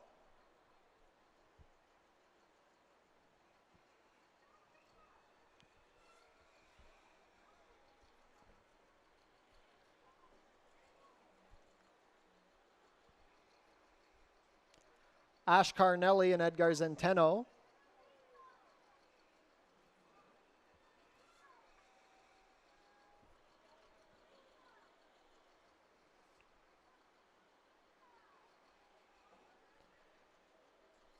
Fix Your Hair Up Pretty to gate 2 with Sofia Vives. Ashwicken with Mark Lee Buchanan. Menagerie with Alexis Sanchez.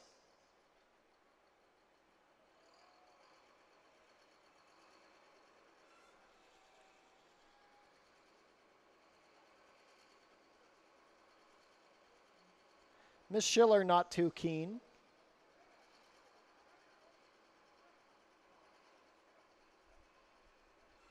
And now Miss Schiller in with Amanda Vandermeersch, Tangerine Twist, and Kirk Johnson. Last up will be Few Regrets with Terry Husbands.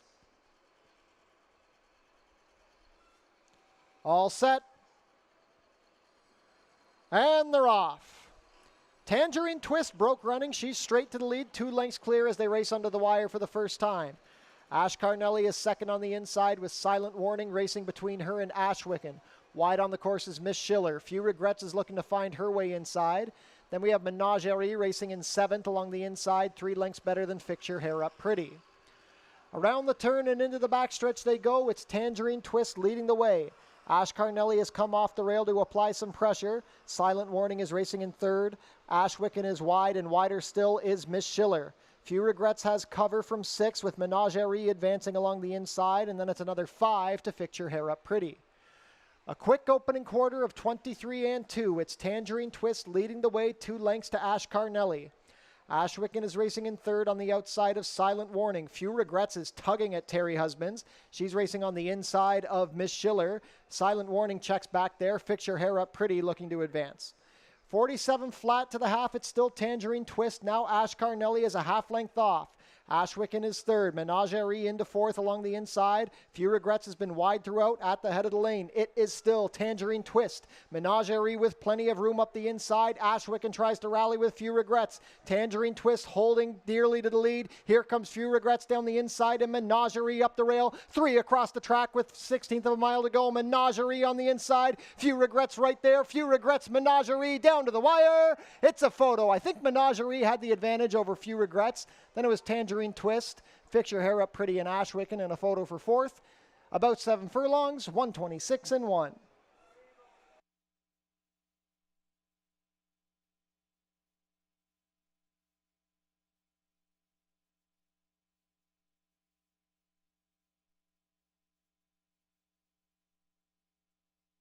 Photo finish in race 5. Hold all tickets.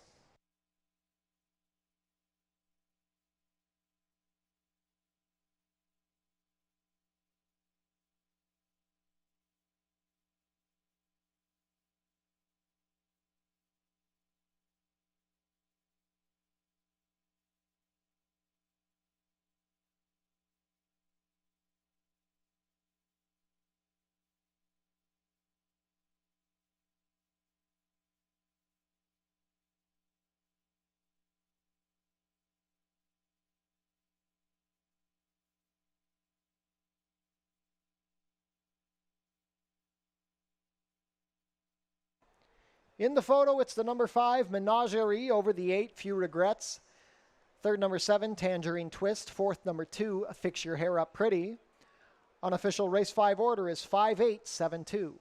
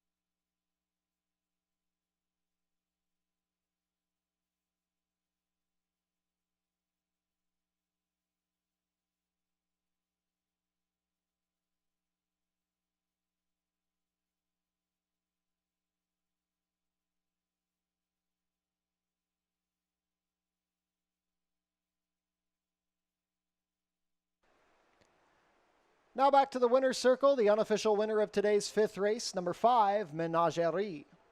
Menagerie is a 5-year-old dark bay or brown mare by Violence out of Holy Flame, bred here in Ontario by Hillendale Farms and Gabe Grossberg.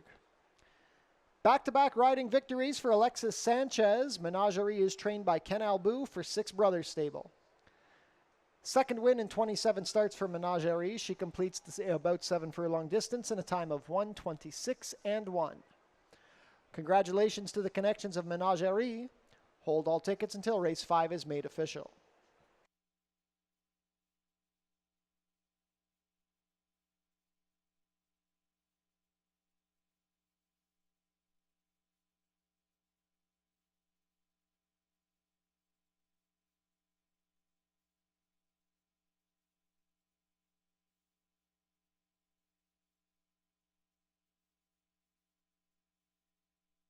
And race 5 is now official.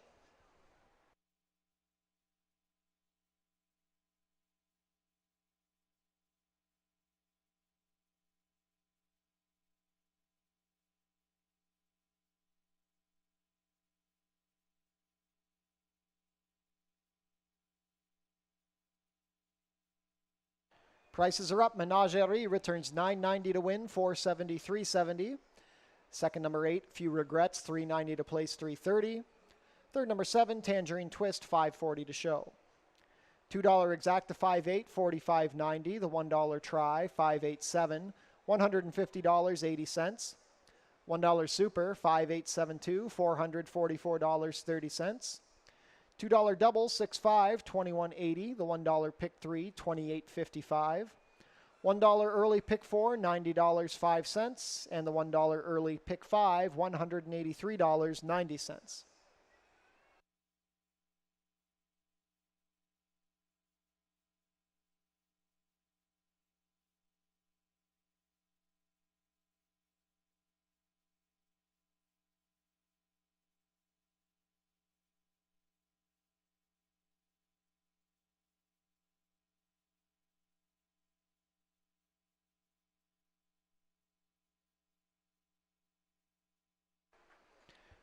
On screen now, the win photo from race 5.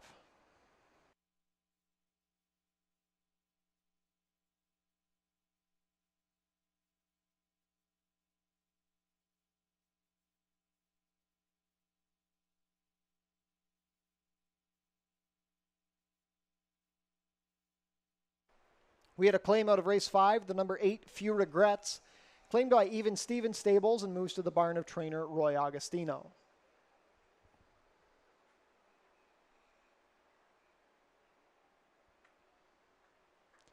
Race 6 changes. Stewart scratched the number 2, Jack the Cat.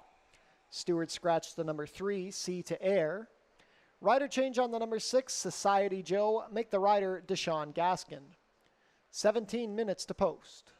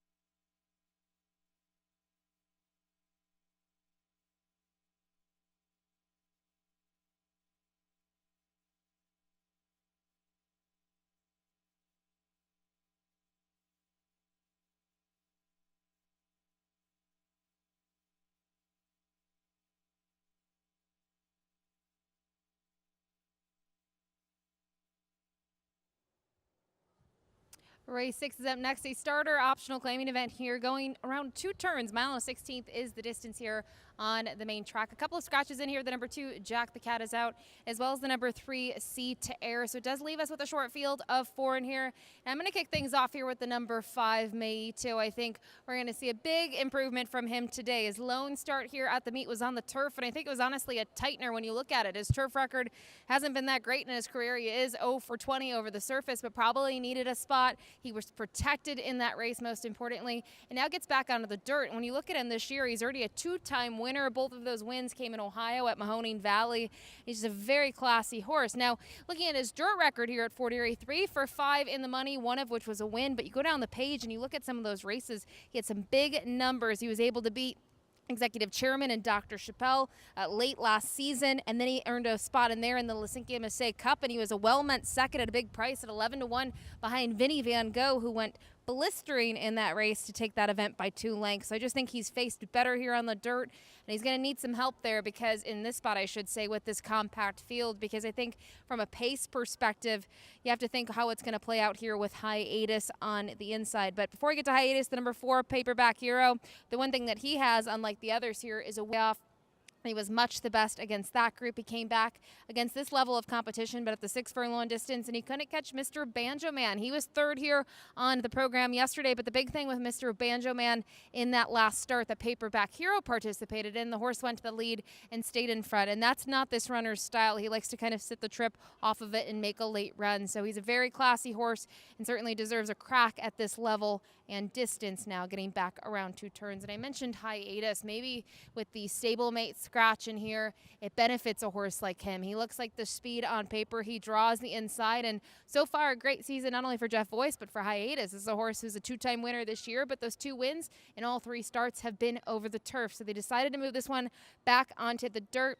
We've seen some big figures from this runner, especially when this one was a 7 1/4 length winner last fall back in September at the mile and a 16th distance. And look at what happened. He got to the front and he just opened up on the field. It was against lesser competition though, but he's been very good so far this year using that early foot on the turf. We'll see if he can do the same here on the dirt today. And I have to say, in terms of the horses, he'd be my paddock selection. He's been very cool, calm, and collected as he got saddled here on the outdoor, and he just looks very, very good, very fit. So worth a long look in here. But it's a compact field, but hey, the talent certainly here. A wide open event here to kick off the late pick 3. Good luck.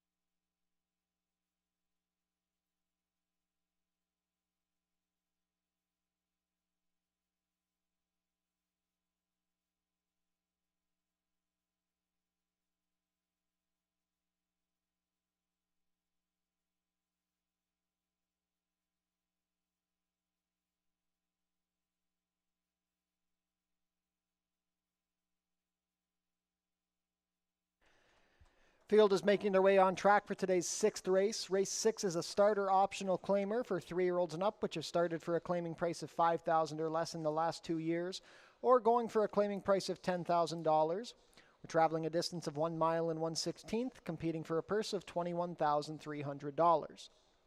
Race 6 offers win, play, show, exactor, 20-cent try, double, 20-cent super, and 20-cent pick 3 wagering.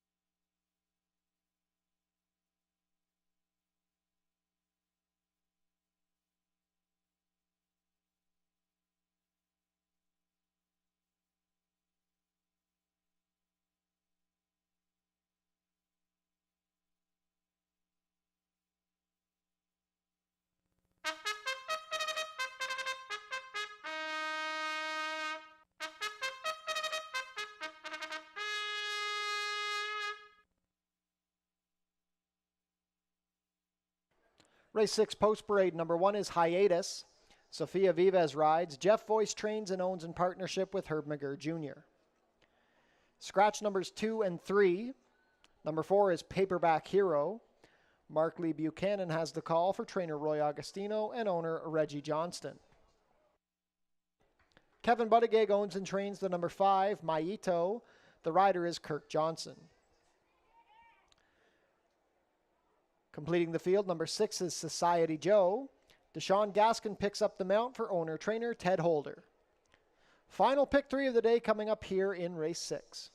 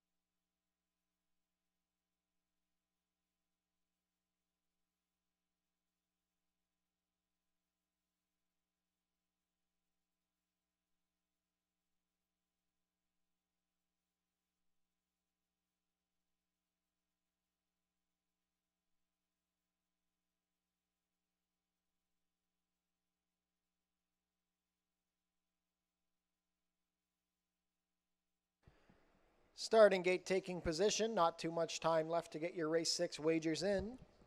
Heavy favorite at 3 to 5 is the number 1 Hiatus. 5 to 2 support now 2 to 1 on the number 4 Paperback Hero.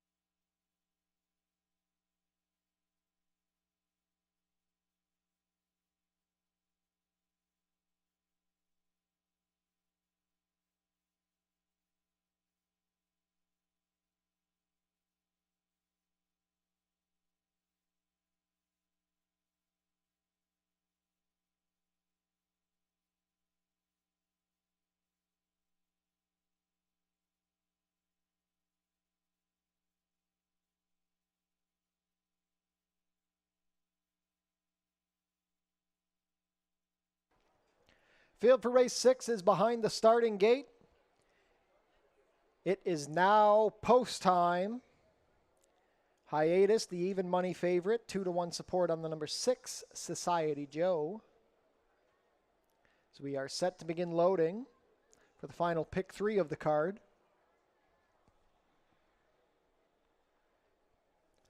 Hiatus and Sofia Vives first up.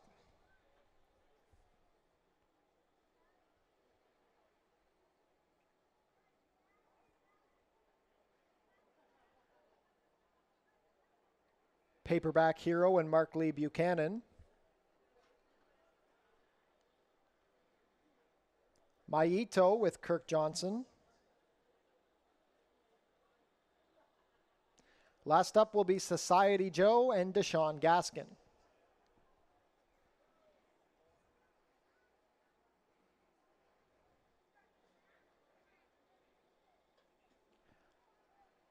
All set.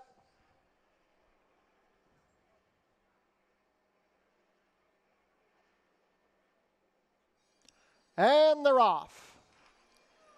Hiatus broke on top. Already a length and a half clear. Society Joe is going to race in second. Maito is third, and the early trailer will be Paperback Hero, about 5 lengths off the early leader. They race into the clubhouse turn, and freewheeling on the lead, it is Hiatus. Hiatus and Sofia Vives have already opened up 5 lengths on Society Joe. Maito is angled to the outside in third, and Paperback Hero will save ground from the back. The opening quarter was a quick 23 seconds flat. They've less than 6 furlongs to travel, and Hiatus is up by 7. Society Joe still racing in second, a length better than Maito, and Paperback Hero has room along the inside. Down the backstretch they go. It is still Hiatus leading the way. The lead is 8 lengths. The half was 46 seconds flat. A quick pace being set by Hiatus. He's yet to be challenged. Paperback Hero is into second past Society Joe, and Maito is now the trailer. Still playing Catch Me If You Can as they race into the turn. It is Hiatus, the lead. Society Joe is racing in third, 2 lengths better than Maito. Hiatus is still leading the way, 1:11.1 for 3/4. With a quarter of a mile to go, Paperback Hero is the threat. The lead is down to 4 lengths for Hiatus. Society Joe and Maito still at the back. Now Hiatus finds a little more as they swing for the drive. Hiatus is up by 6. Paperback Hero wanders to the far outside. Maito is into third past Society Joe. With a furlong left to go, it's Hiatus. Paperback Hero trying to make a race of it down the far outside. Maito is third, but Hiatus has shut the book on Paperback Hero. It is Hiatus slowing down but going on to a 2.5 length score. Paperback Hero second, then Maito and Society Joe. 1 mile and 1/16 and 1:45 and 2.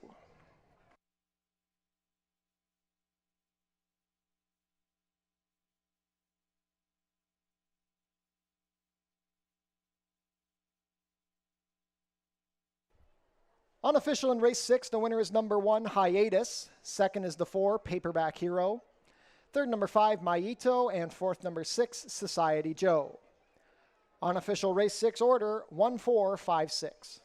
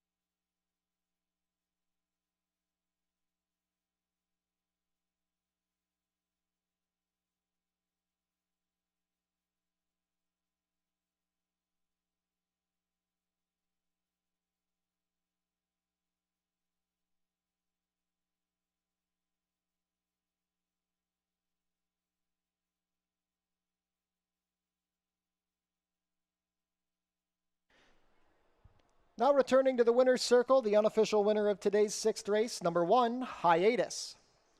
Hiatus is a 6-year-old bay gelding by silent name out of Honey Rider, bred here in Ontario by Adine Springs. That's a gate-to-wire victory under Sofia Vives. Hiatus is trained by Jeff Voice, who owns in partnership with Herb McGurr Jr. Third win of the season for Hiatus, his 10th lifetime win in 36 starts. Hiatus completes the 1 mile and 1/16 today in a time of 1:45 and 2. Congratulations to the connections of Hiatus. Hold all tickets until race 6 is made official.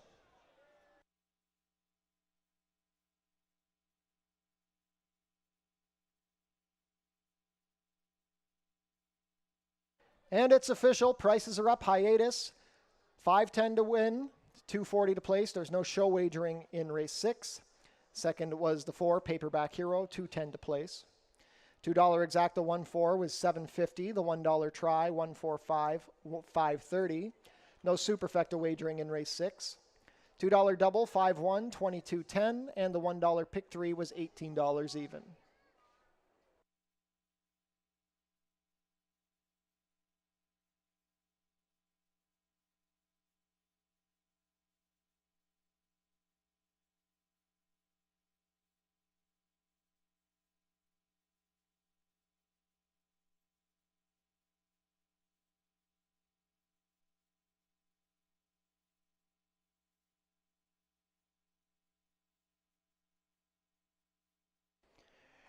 Registration remains open for the upcoming Basset Hound and Corgi races. If you have a dog you'd like to register, head to our website. The 2024 Basset Hound and Corgi races will be taking place on Sunday, August 18th. Dogs will take the track after the last horse race of the day. Race 7 is coming up in 17 minutes. There are no changes.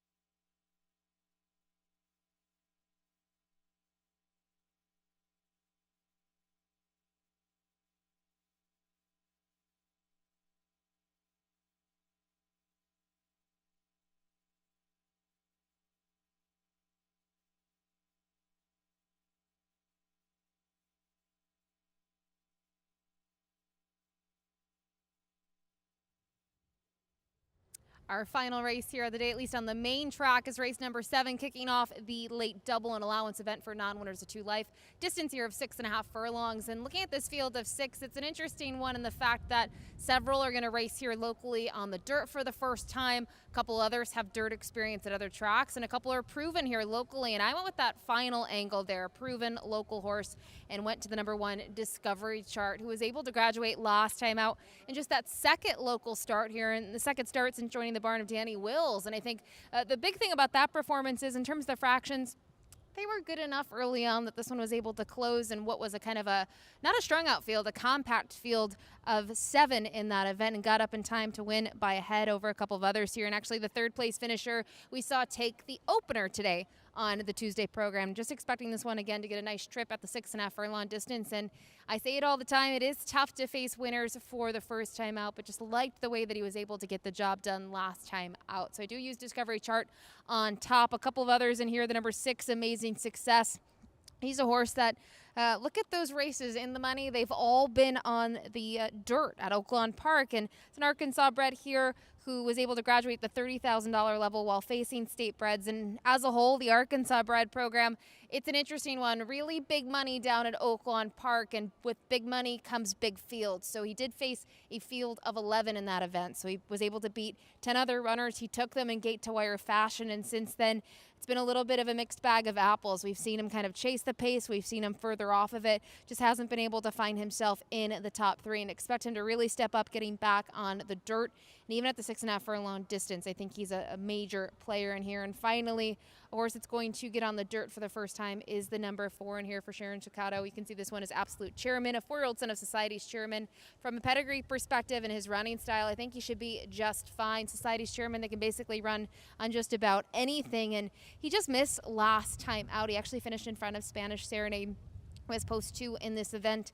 That was going 7/8 on the Tapeta up at Woodbine. Prior to that, they tried him going long on the turf in for 14,000, and the winner came back to win next time out. And that winner was a dominant winner, so kind of eats into that 10.5 length defeat for Absolute Chairman. So I think he's intriguing in terms of trip. I think we're going to see some maybe a sort of style where he's chasing the pace early and is going to try to mow them down late. Omar Moreno has the call on that one. But for me, going with the 1 Discovery Chart, he proved to be very good last time out. We'll see what he can do now. Big jump up in class while facing winners for the first time. Good luck.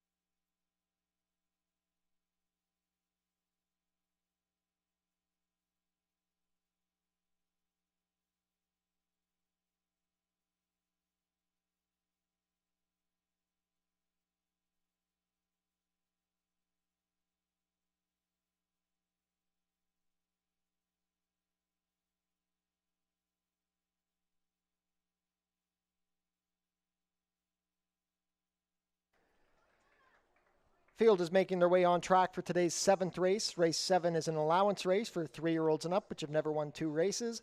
Traveling a distance of 6 1/2 furlongs, competing for a purse of $24,600.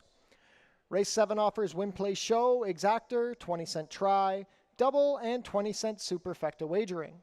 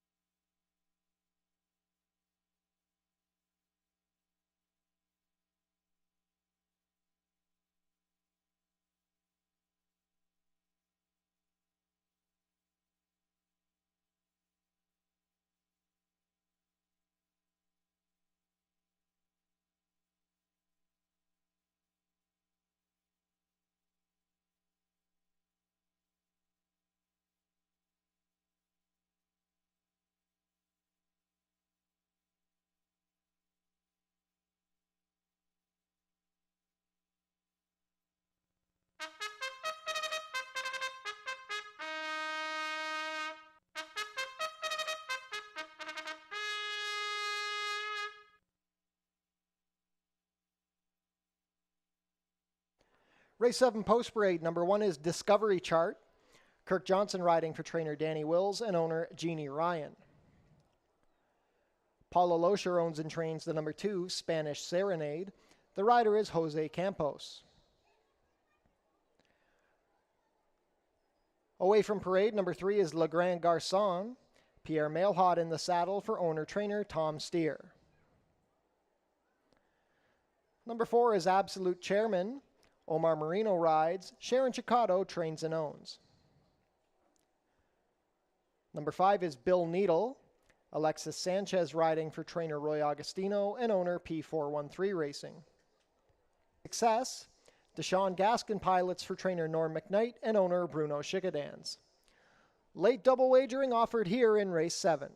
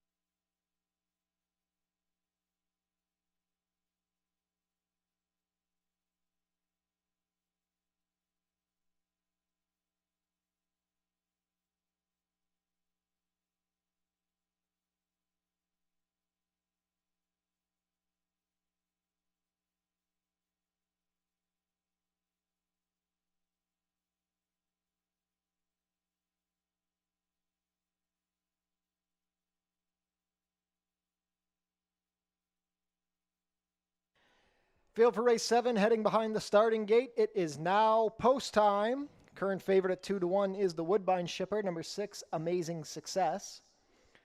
First to go up, Discovery Chart with Kirk Johnson. Jose Campos in from Woodbine to ride Spanish Serenade, gate 2.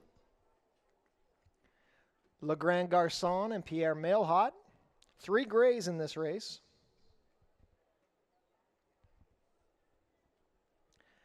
Absolute Chairman makes his first start off the claim. Omar Marino aboard. Bill Needle with Alexis Sanchez. Last in will be Amazing Success and Deshaun Gaskin.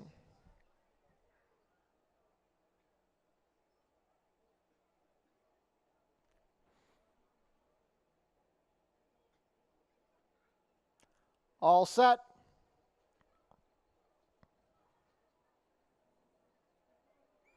And they're off. Bill Needle broke slowly. Amazing Success out well from the outside with Absolute Chairman also showing speed.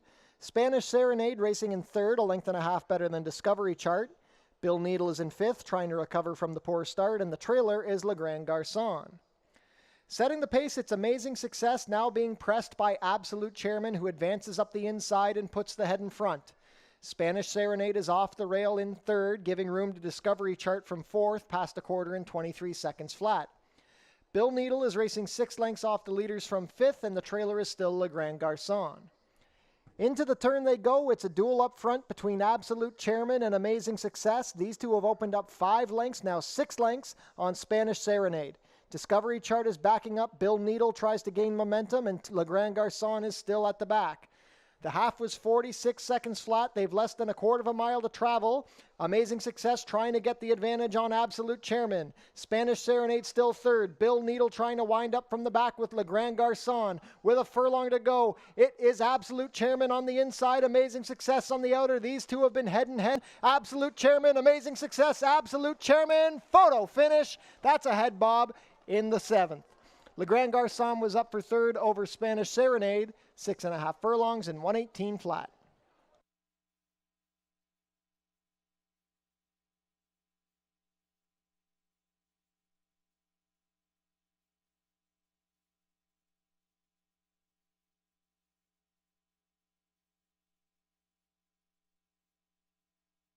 Photo finish in race 7. Hold all tickets.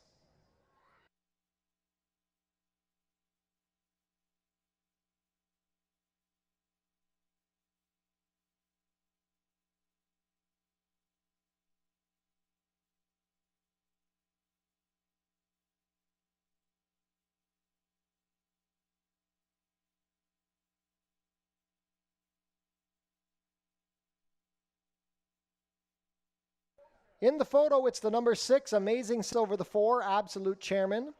Third, number 3, Le Grand Garçon. And fourth, number 2, Spanish Serenade. Unofficial race 7 order, 6-4-3-2.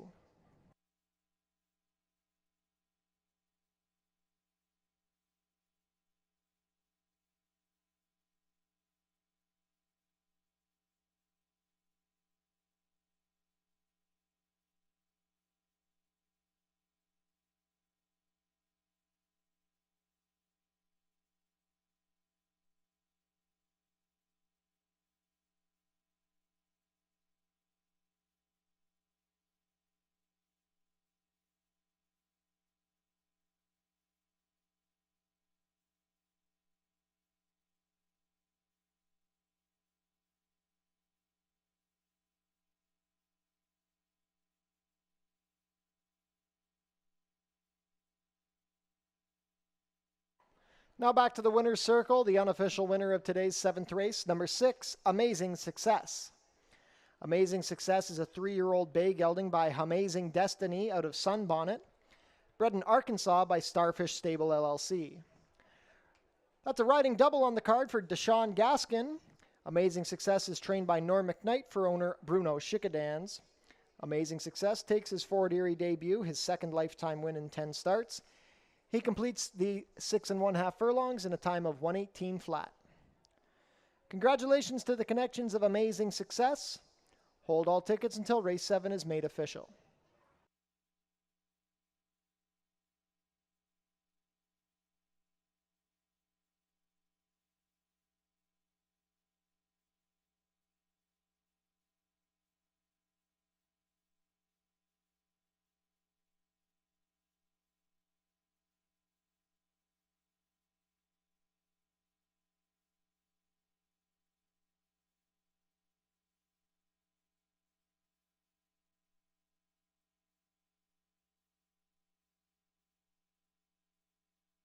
Race 7 is now official.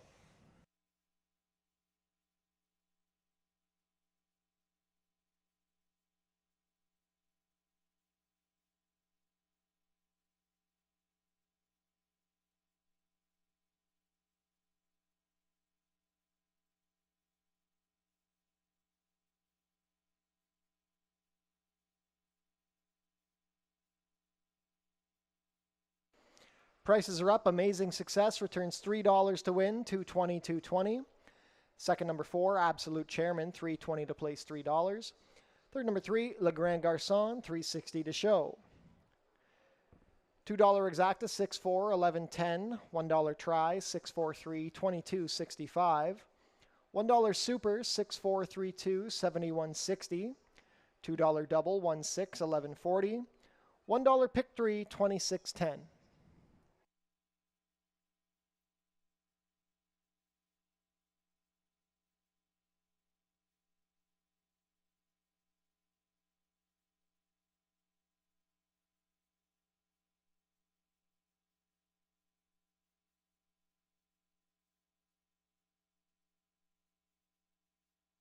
On screen now, the win photo from race 7.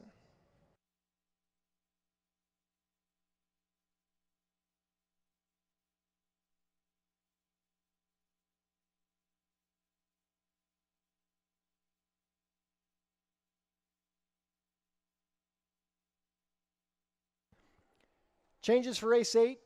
Stewart scratched the main track only. Number 10, Jimmy is a Breeze. 20 minutes to post.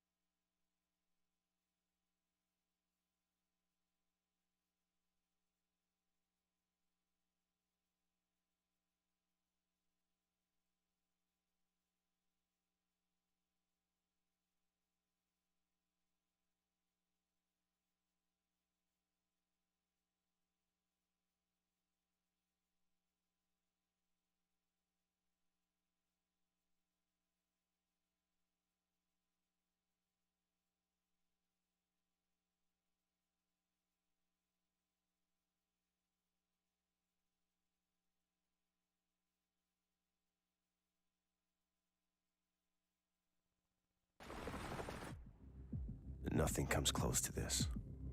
Elegant avatars of speed, sprinting towards glory. Hands grip with white-knuckled hope. Seats become decoration. As fearless drivers take flight, and it's closer than you think. Visit OntarioRacing.com.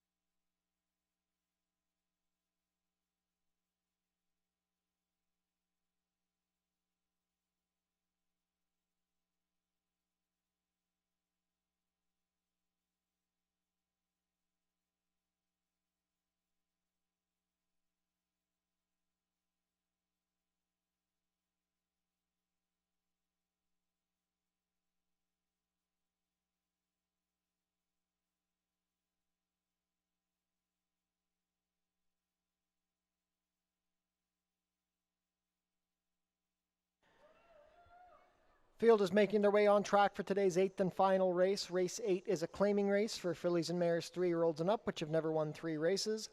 Going for a claiming price of $8,000 down to $7,000, traveling a distance of about 7 furlongs over the turf course, competing for a purse of $22,200. Race 8 offers win, play, show, exactor, 20-cent try, 20-cent super, and 20-cent jackpot high five wagering. The carryover is over $42,000.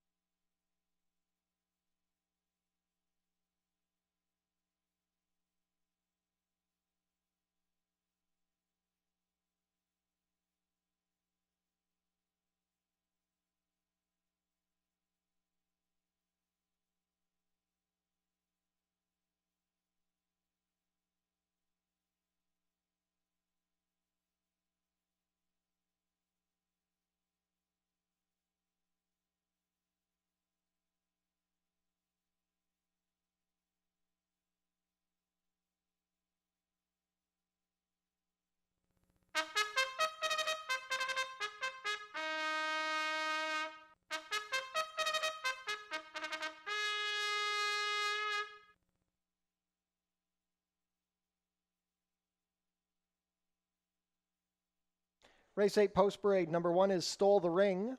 Alexis Sanchez riding for owner-trainer Gary Chidobiak. Number 2 is Thunder Heavy Rain. Sofia Vives pilots for trainer George Newland and owner Dwayne Newsom.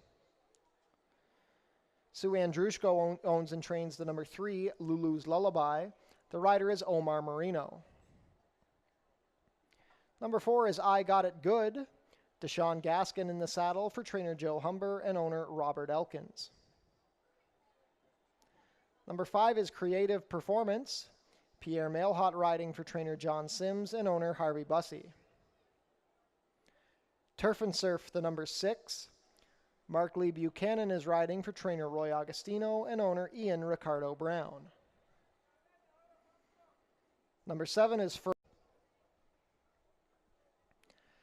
Number 8 is Impossible Birdie.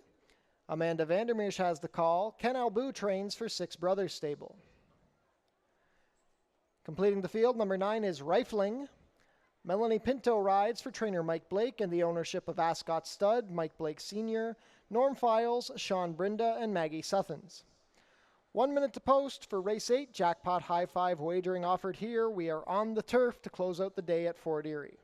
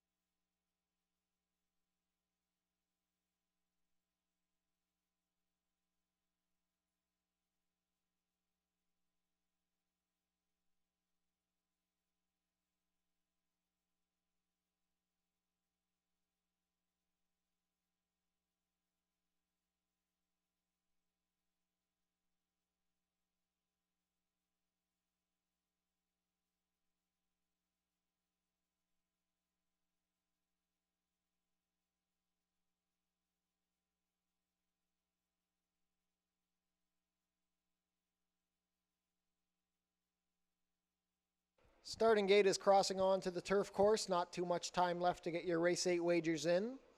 Current favorite at 2 and Surf. 3-1 support on the number 2, Thunder Heavy Rain.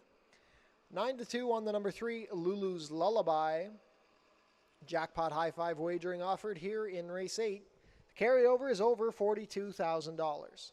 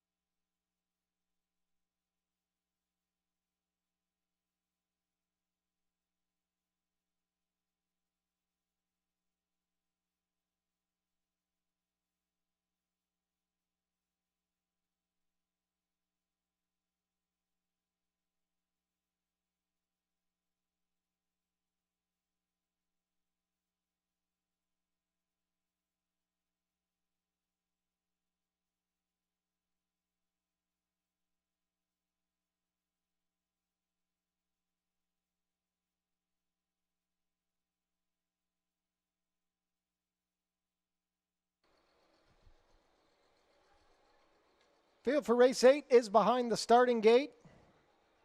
It is now post time. 8-5 on the number 6 Turf and Surf as we are set to begin loading. Jackpot high five wagering offered here in race 8. On the turf course to close out the racing week here at Fort Erie Racetrack. First up will be Stole the Ring and Alexis Sanchez.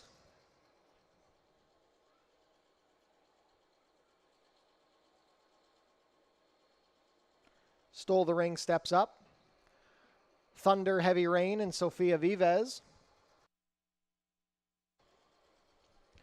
Mar Marino aboard.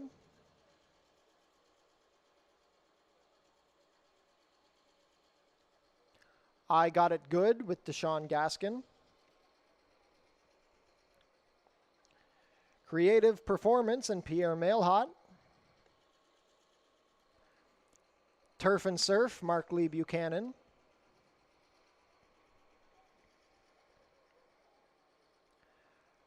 Fermenter with Edgar Zenteno.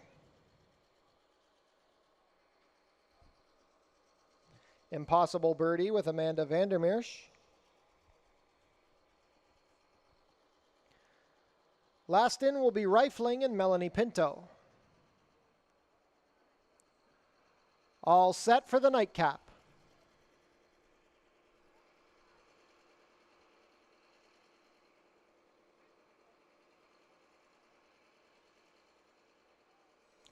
And they're off.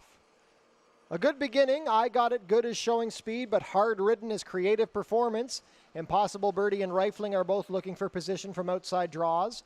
Fermenter is going to be wide, racing on the outside of Lulu's Lullaby with Thunder Heavy Rain saving ground. Towards the back early are Stole the Ring and Turf and Surf had to steady. A very contested early pace. It's Creative Performance being hounded by Impossible Birdie. The opening quarter, not quite there yet, opening quarter in 22 and 3. Racing in third, stalking the pace 2 lengths back as I Got It Good.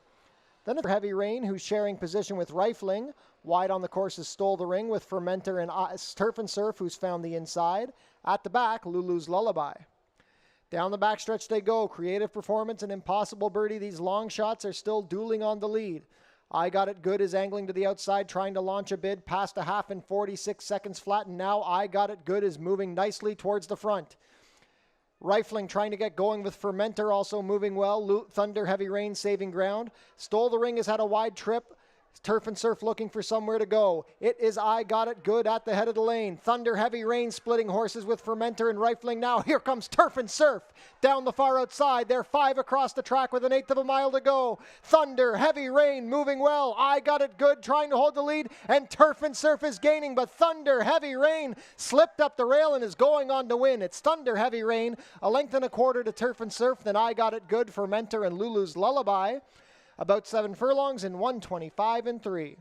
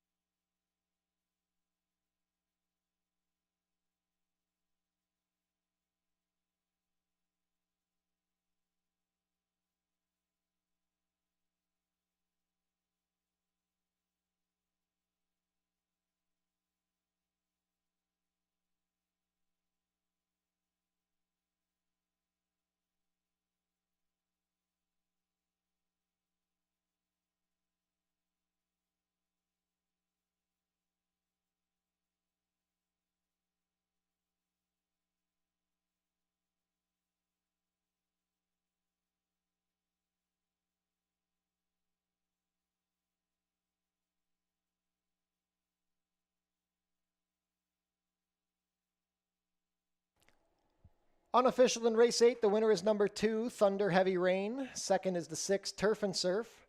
Third, number 4, I Got It Good. Fourth, number 7, Fermenter. In for fifth for the jackpot high five was number 3, Lulu's Lullaby. Unofficial race 8 order is 26473.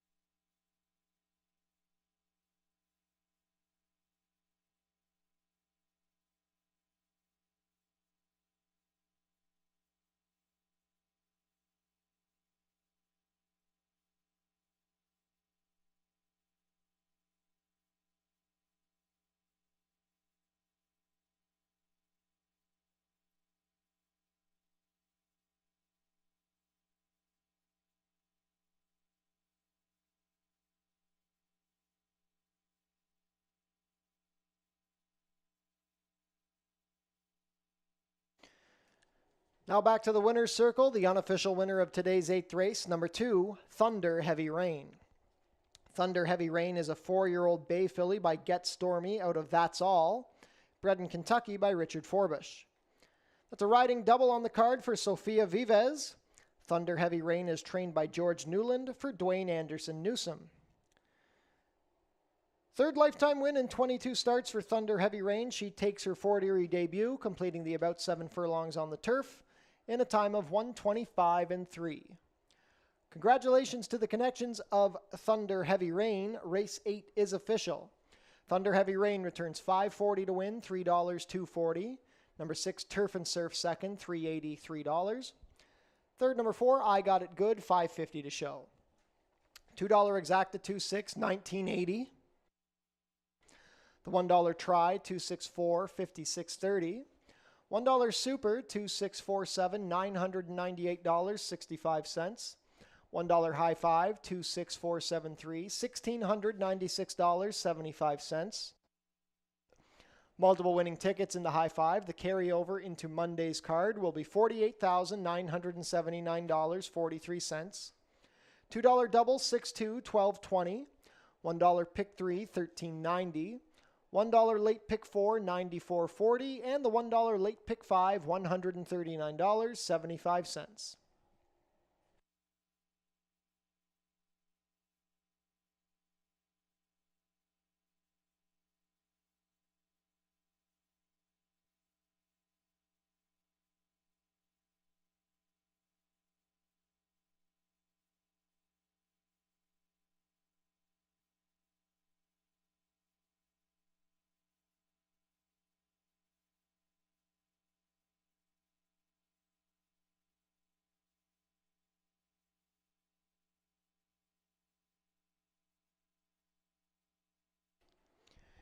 Jackpot High Five carryover is growing.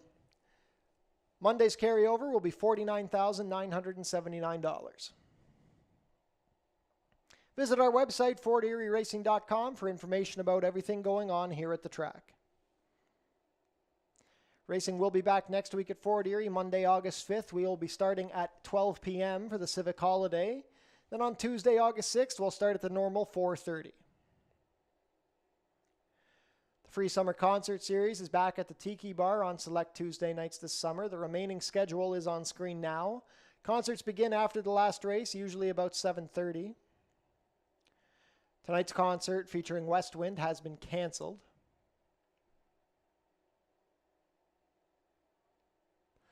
Registration for the Basset Hound and Corgi races remains open. If you have a dog you'd like to register, go to our website. The 2024 Basset Hound and Corgi races will take place on Sunday, August 18th. The dogs will take the track after the last horse race of the day. Save the date, the 89th running of the Prince of Wales Stakes will be Tuesday, September 10th. Tune into Your TV Niagara for the Fort Erie Race Replay Show, Channel 700, Thursdays at 10:30 and Saturdays at 10.